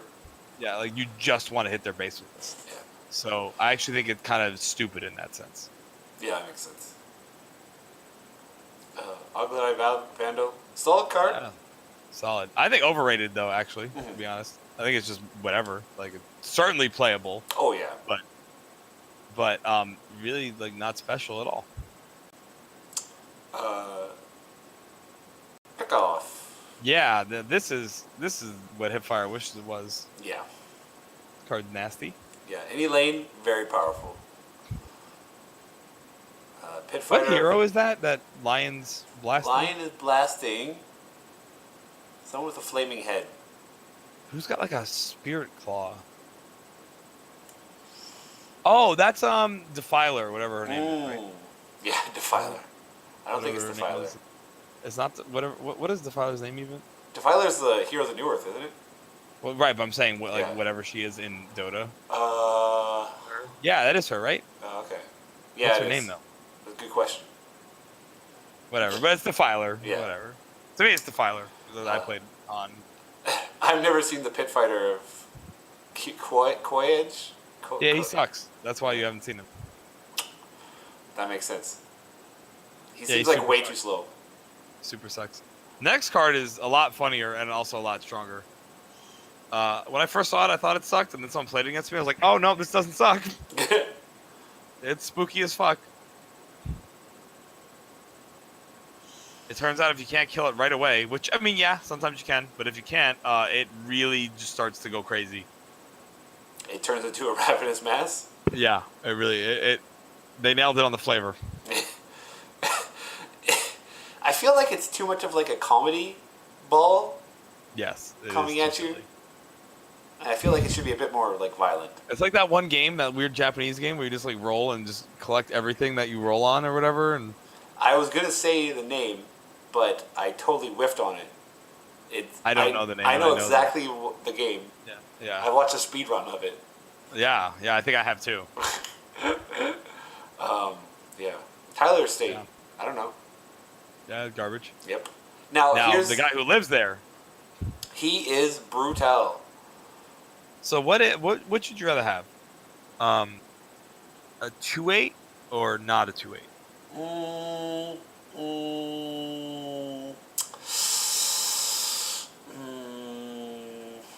And now you might think, well, maybe it's contextual. It depends on when in the game you're talking about, because at some points maybe a 2/8's not great. Well, actually, no, a 2/8's just always great. Yeah. I mean, let's like the Pit Fighter where it does like nothing other than be a 2/8. That's not very good. That's, I guess, playable. He's playable. I just say he sucks because he doesn't live up to like being a rare. And, but like he's playable, whatever. You throw him in your deck because he's 2/8. But this is on turn 4 where a 2/8 is like incredible. Oh yeah. And you get a huge mana increase compared to your opponent. Yeah. So the thing is, like when you play this, a lot of times, like a lot of decks, their curves mostly start at 4. So if you just have initiative in the black lane, you just play this, then you actually just stop your opponent from doing anything. I've had that. I'm pretty sure I've had that happen a bunch where they sort of look at their cards and they're like, oh. Yeah, they're like, oh. Oh. Yeah. Also, this works really unclear and really brutal. Let's say the opponent has 8 mana, right? And then they spend 4. Now it's your turn. You play this. So now their max mana is 7. What's their current mana? Oh, actually, 4? it's 3. It's 3. Yeah, it fucking dunks their current mana, which is insane and makes this card insane all game. Yeah. He also, I guess to emphasize how insane he has a really awesome playing intro. Yes. For some reason. Because they know. It's absurd. He's like a common guy, but when you play him, you know shit. Yeah. Yeah, they knew. Sisters of the Veil? It's like, whatever, it's fine. It's like the exact card is Assassin's Apprentice, basically. Yeah, just bigger. Bigger system. Ravenhook. This is like Black's coin flippy card in the sense that it either sucks and doesn't do anything you want, and it was basically a disaster that was in your deck, or it does something unbelievably unfair and just pretty much steals the game. Yeah, because it has to be blocked by Yes. or block Ravenhook, which is really hard. Really niche. Yeah, But to fulfill. when it works, holy cow! Like, it's not good. No. It's not worth playing, but it's better than like the unplayable tier. This is at the absolute top of the unplayable tier, I'd say. So like, if you're short on playables, you're gonna run this, and if it works, oh my god! It's fucking brutal. Then we have Assassin Shadow, which I've drafted it, I think, but I've never like actually had it. I think I always cut it because like I don't want my card to be too high. I've never seen it. I think like It's always rated good. Rated well. I think it sucks though because I refuse to run it, so therefore I think it sucks. Mm-hmm. And that's circular logic, but I'm going with it. I've never seen it, so I don't know. I think it sucks. Siege 5 is cool, but 5 life, not cool. -2 attack for each ally, really anti-synergistic with 15 attack because you want to put someone with 15 attack at the very edge of like a big board. Yeah, exactly. You want to really surprise. wide, not by itself, because it has 5 life. It can't survive by itself. Right. Yeah, surprised. It doesn't actually do anything if that's the case. Yeah, I don't think it's very good. Now we have the super steam cannon. Oh, so this one just says, fuck it, we don't even care that improvements can be put anywhere, because this just goes anywhere anyway. This thing is absolutely the dunk cannon. I mean, this card's actually just hilarious. This card, if you don't beat the person with the steam cannon, basically this turn, maybe next turn, you're never winning. For piercing damage. Because after like a couple turns of this, it's just always going to kill something awesome, and you just fuck. It's unbelievably brutal. It's hilarious. It's so fucking funny. Like, it's such a funny card. Like, it's so, like, what the fuck? Cover of Night. I've never seen this card either. Oh, I have this in the deck I'm playing right now, and I use it in conjunction with Thunderbolt, Lightning Strike. Ah. To kill someone. That's a lot of siege. Yeah, it's surprise. Yeah, this card is very good because it blinks a hero. Yep. That's basically it. So what I did was I put my black hero that was getting deployed in a lane I already won to be sure I could get this off and it would be completely safe, and I wouldn't have to worry about initiative. And then I blinked it to the lane that it needed to actually be in, and now it had a shit ton of extra damage on it. That sounds awesome. Great. I don't even know if we want to review items. Oh yeah, we have to. Okay. This is it. This is the end. This is the grand finale. We're gonna go fast. This is turbo round. All right. So the base items, huge fail that they're way better than most items in the game. Huge fail. In terms of their playability. Yeah, the that Signet doesn't make Ring's any fine. sense. What is? Oh, the The- Signet. yeah. I actually think it sucks. I don't think I'd play it. Why not just play Traveler's Cloak? Why would you? I don't know. What's the point of putting this in your deck? I think it's I unplayable. wouldn't put it in my deck, though. Probably not. Well, yeah. See, okay. Some of these items are fine when they show up in the secret shop and do something relatively interesting, maybe. But I'm rating them as a fail if you never want to put them in your deck. Yeah. Because I mean, they should just not be collectible cards, and they should. Like, if the secret shop just had its own unique set of items that weren't even able to be played in your deck, that'd be fine. But that's not what the case is. These are all playable cards, cards that theoretically could be put in your deck. Yeah. Which is actually weird. Shouldn't the secret shop have cards that you can't put in your deck? That's a good question. Yes. I don't know.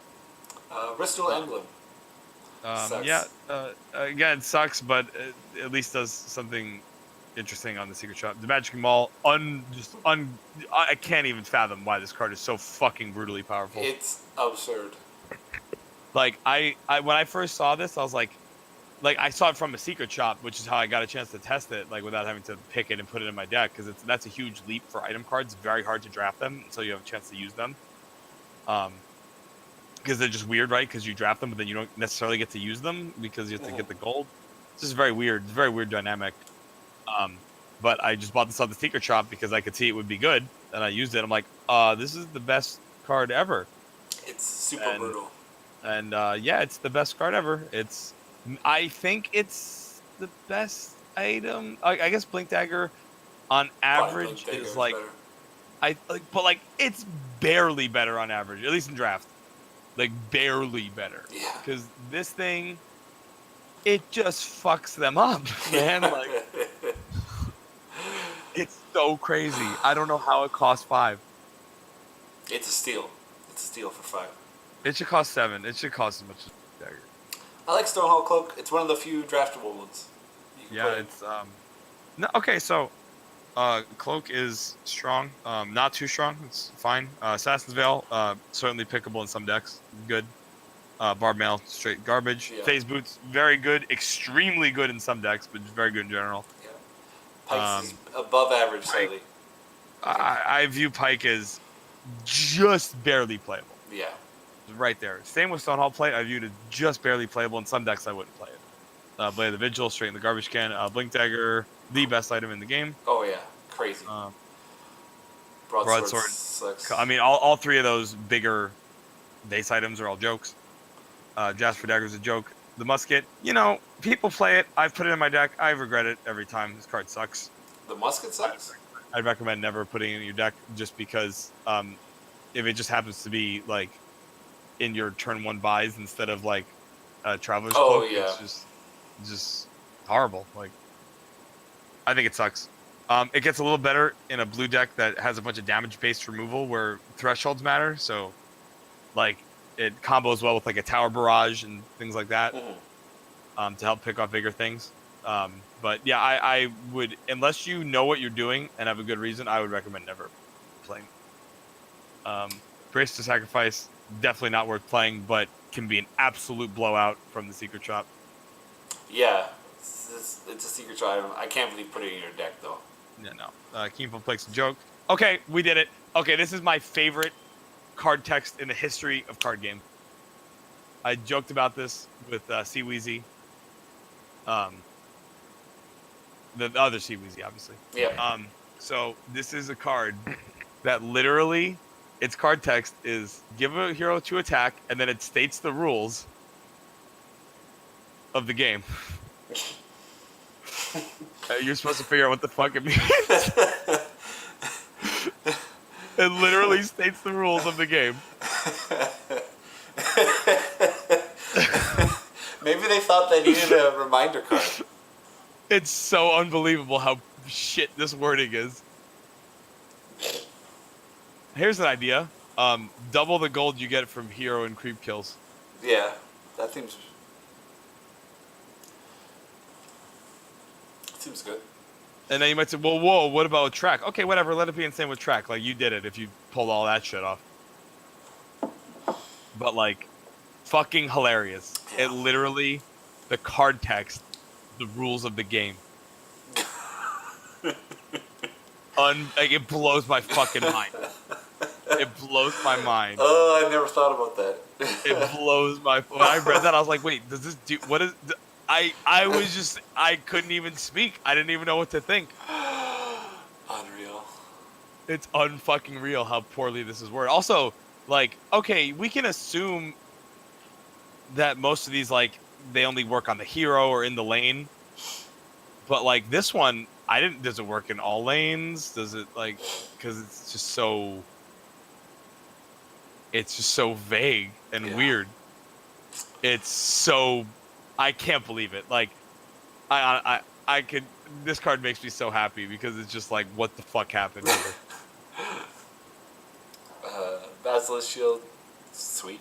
It's okay. I would only put. I don't think I'd ever put this in my deck. No. Maybe once in a blue moon. Now we have fuck you to people who hate RNG because boy, Willy Wonka's in town, and this is one of the best items in the game. Yeah, no surprise, really. Vestments are almost okay. Unbelievable. I think Vestments are unplayable. Book of the Dead's unbelievably unplayable. Yeah. Hourglass, it's gone up a lot in my book, because at first I thought for sure unplayable. I still struggle to put it in my deck, but if my deck was good at getting gold, I put it in my deck. Yeah. Obliterating Orb. Obliterating Orb, I try to play this if I have no other answer to upgrades, which some decks don't. It's definitely not good, No, I think it's pretty bad. but you really need some answer to improvements in your deck. Like, Yeah. I think there's, like, you need something. Like, you'd prefer, like, a good answer, like Smash Their Defenses or Demagicking Ball. But I think having no answer to improvements is a good way to have your deck be too soft to some things. Red Mist Ball is just sad. You're paying 10, you should be able to get a bit more attack, I feel like. Unbelievable. Unbelievably shit. The shield, bad, I think. Yeah. Powerful when it's in play, but it's just not worth it. Ring of Tarrasque is what I'm looking for because it's now in the category of expensive item that does a lot, which is where you want to be. You don't want to be these mid-rangey items. These mid-rangey items all kind of suck because they're too slow for like the first turn, and they're probably too slow for the second turn, especially because you probably bought a TP on the first turn. So like, even if you get like another kill or two, you probably don't have 7 still or 8. Mm-hmm. But once we're starting to get into like the range of 12, now we're using gold generating cards, or we're setting up big like AoE kills, and then we get a big purchase. Right. And Ring of Tarrasque, it's probably the worst of them, but it fits the bill.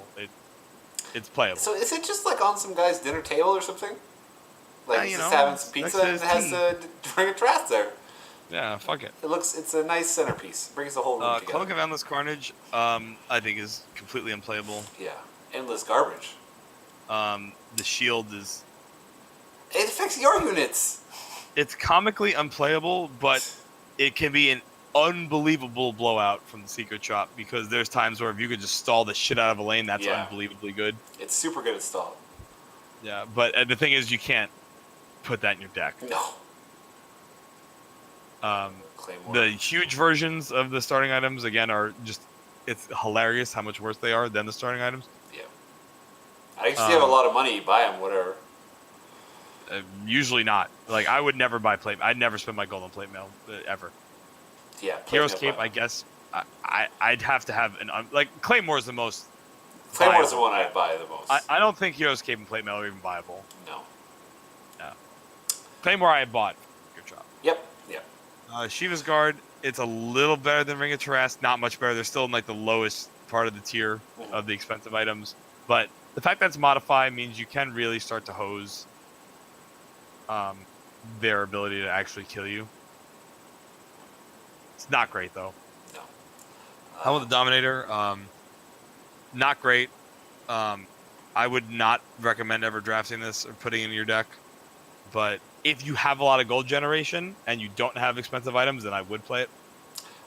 You know what's pretty good? It's pretty good with grabbing that green thing that buffs all your minions. Yeah, it's very good at doing that. Okay, now we have the, in my opinion, the best expensive item. I know most people would say Horn of the Alpha. I think because of the 6 gold difference, I think this is the best.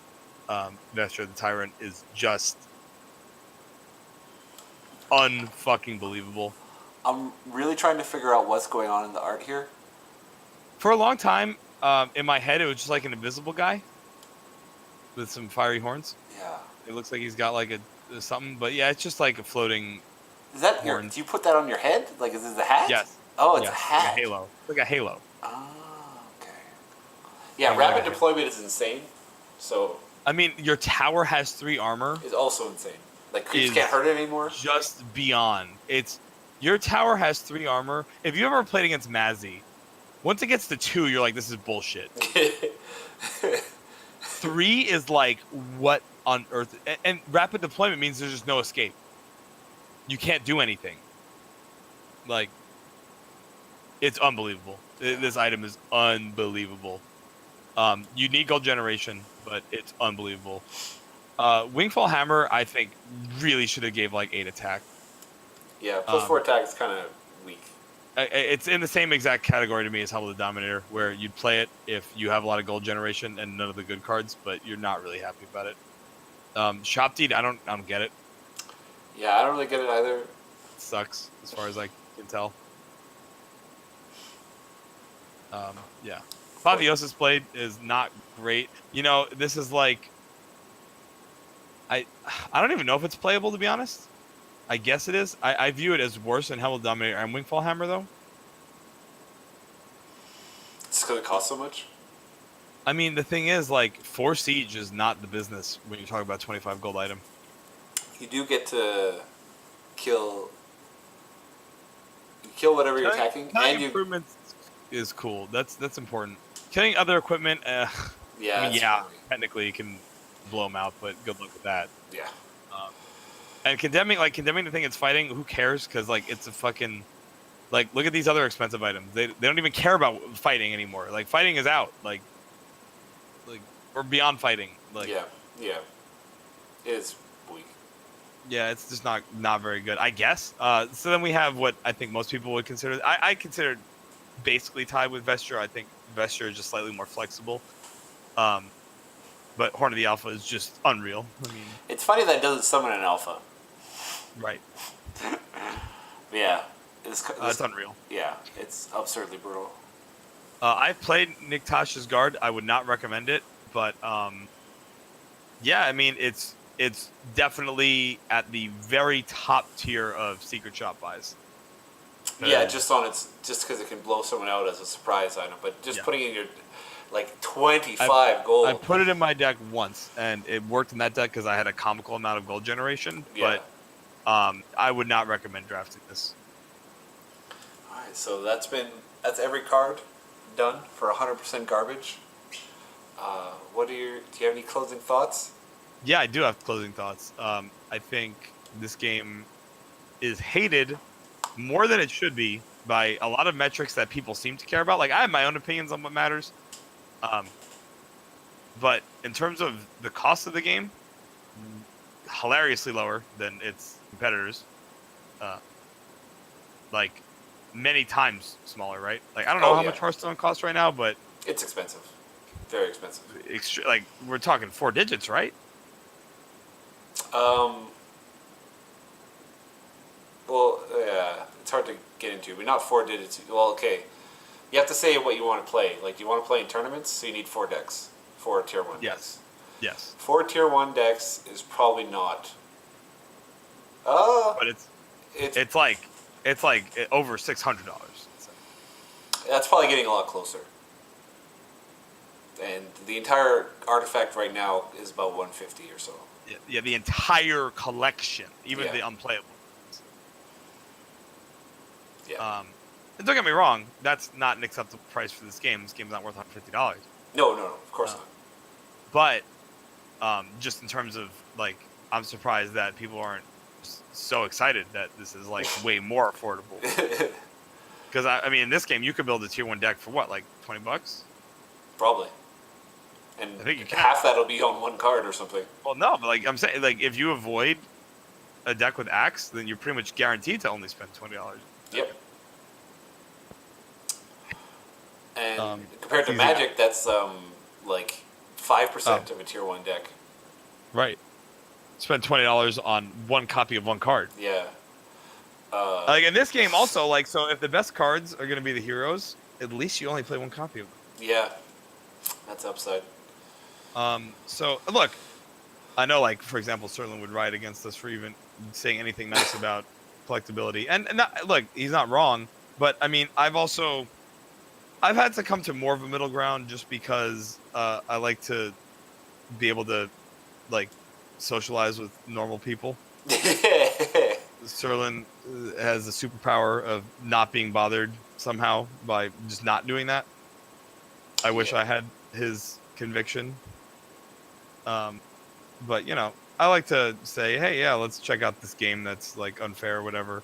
I think this game does do things a lot more fair, like let you buy cards inside the game's UI and like with convenience and immediately, and like that's way better than like Magic Online, where I have to like go search up like a listing that a bot made and then like treat a bot. Like that's horrible. That seems shady. Like you're buying from some bot or something. It's like terrible. It gives you unlimited free draft. Yeah. That you can draft with your friends if you feel like it. You don't draft from the same packs or whatever, but you can play your draft decks against your friends, I think. Well, I mean, that wouldn't be hard to do anyway. Yeah. Yeah. So, unlimited free draft, I think, is worth the price. Right. The price of admission. And then overall, I mean, I think it's fair to compare this game to Hearthstone and Magic. Yep. I know there's other card games, but I think those are the only two card games that have ever permeated the mainstream. Like, I know card game people throw around Eternal a lot. I don't know anything about Eternal because even though I'm a huge card game guy and I really like card games, I also only kind of have time to care about things that are popular. Yep. If that makes sense, Yep. like things that are mainstream, because like I just have too much other shit to worry about. And I don't think Eternal is in the mainstream, so I'm not going to compare it to that at all. But compared to Hearthstone, this game has way more skill, way more interesting decisions, way closer games, way cheaper. Pretty much, I think, is superior in the only way that I could say Hearthstone's superior is in that if you don't want like to think very much, you'd rather play Hearthstone. I think their IP is superior. You know, I think Dota has plenty of great flavor. I mean, it's hard to beat Hearthstone's IP, and I thought that I disagree, but I also don't think I don't think that I wouldn't put Dota's IP in the weakness column. No, I wouldn't either. I would say it's one up. Yeah. And then as far as versus Magic goes, I mean, this game, despite its ton of randomness, is still infinitely less random than Magic. Because and that's the one thing about Eternal. As far as I know, you can still get mana screwed in that game. So fuck that game. Just automatically, like, you design a game that you get mana screwed in. Big F. Just whatever. Yeah. Also, apparently, Eternal's like an insane ripoff, like incredibly expensive, as far as I know. That's all hearsay. I've never even installed it, nor will I. But yeah, I would say that this game dumped trucks on the other two major card games, and the fact that it is hated more than both of them, to me, just shows how stupid people are. Now, it's fine. I'm not saying this game shouldn't be hated, but compared to the other two, dump trucks. Then Hearthstone should be way more hated in every category. In every category, every single one. Yeah. But you know that could change in the future. The thing with collectible card games is that they have to constantly release cards forever. Yep. And Hearthstone, I think, got worse over time. And somehow this game could as well. Like, Hearthstone started insulting you, right? By releasing, like, I'm going to bring it up. I've done it before, but Pilot Reaper and Arena Patron are direct insults from the developer to you for caring about cards that were in their game before. Or even maybe you're currently using them in your deck. Right. And Artifact could do the same thing. We'll see over time. It's not just like the first release of a card game is hard, and then it's also how you curate the game going forward. One thing I will say that Hearthstone is, this game has a huge advantage is, I mean, all of your expansions can just be around the other 120 heroes in the game. Yeah, they're all sort of set. You don't need like a theme, I guess. Yeah, like you have years of content before you actually have to start thinking about anything. Yep. Basically. That's really nice for them. It will be hard to, or it will be interesting to see how they manage to like incorporate more items and stuff into the game. You know, that's like a weird thing. Yeah, it's gonna make the secret shop kind of weird. Yeah, it's just in general, like, yeah. I don't know how they're gonna handle that. Like, draft, I feel like is in jeopardy of becoming comical nonsense pretty fast, depending on how they handle future releases. But I mean, we'll figure that out when it comes. But for now, if you want to play a card game that requires you to use your brain, and is popular and you get fast games and people know about it and whatever, this would be a good one, I think. I agree, 100%. If you're against unfair business model designed to exploit you, then don't play card games. Sorry. Yeah, sadly, it's just. I mean, or actually, no, just don't play games. Yeah, play Slay the Spire. Slay the Spire is good. Yeah, but just don't just give up on games. Honestly, I think games is going down as an industry anyway. Yeah, I think. Yeah, we'll get to that later. But yeah, that's our 100% garbage review. Thank you very much for watching. and we'll see you later. All right.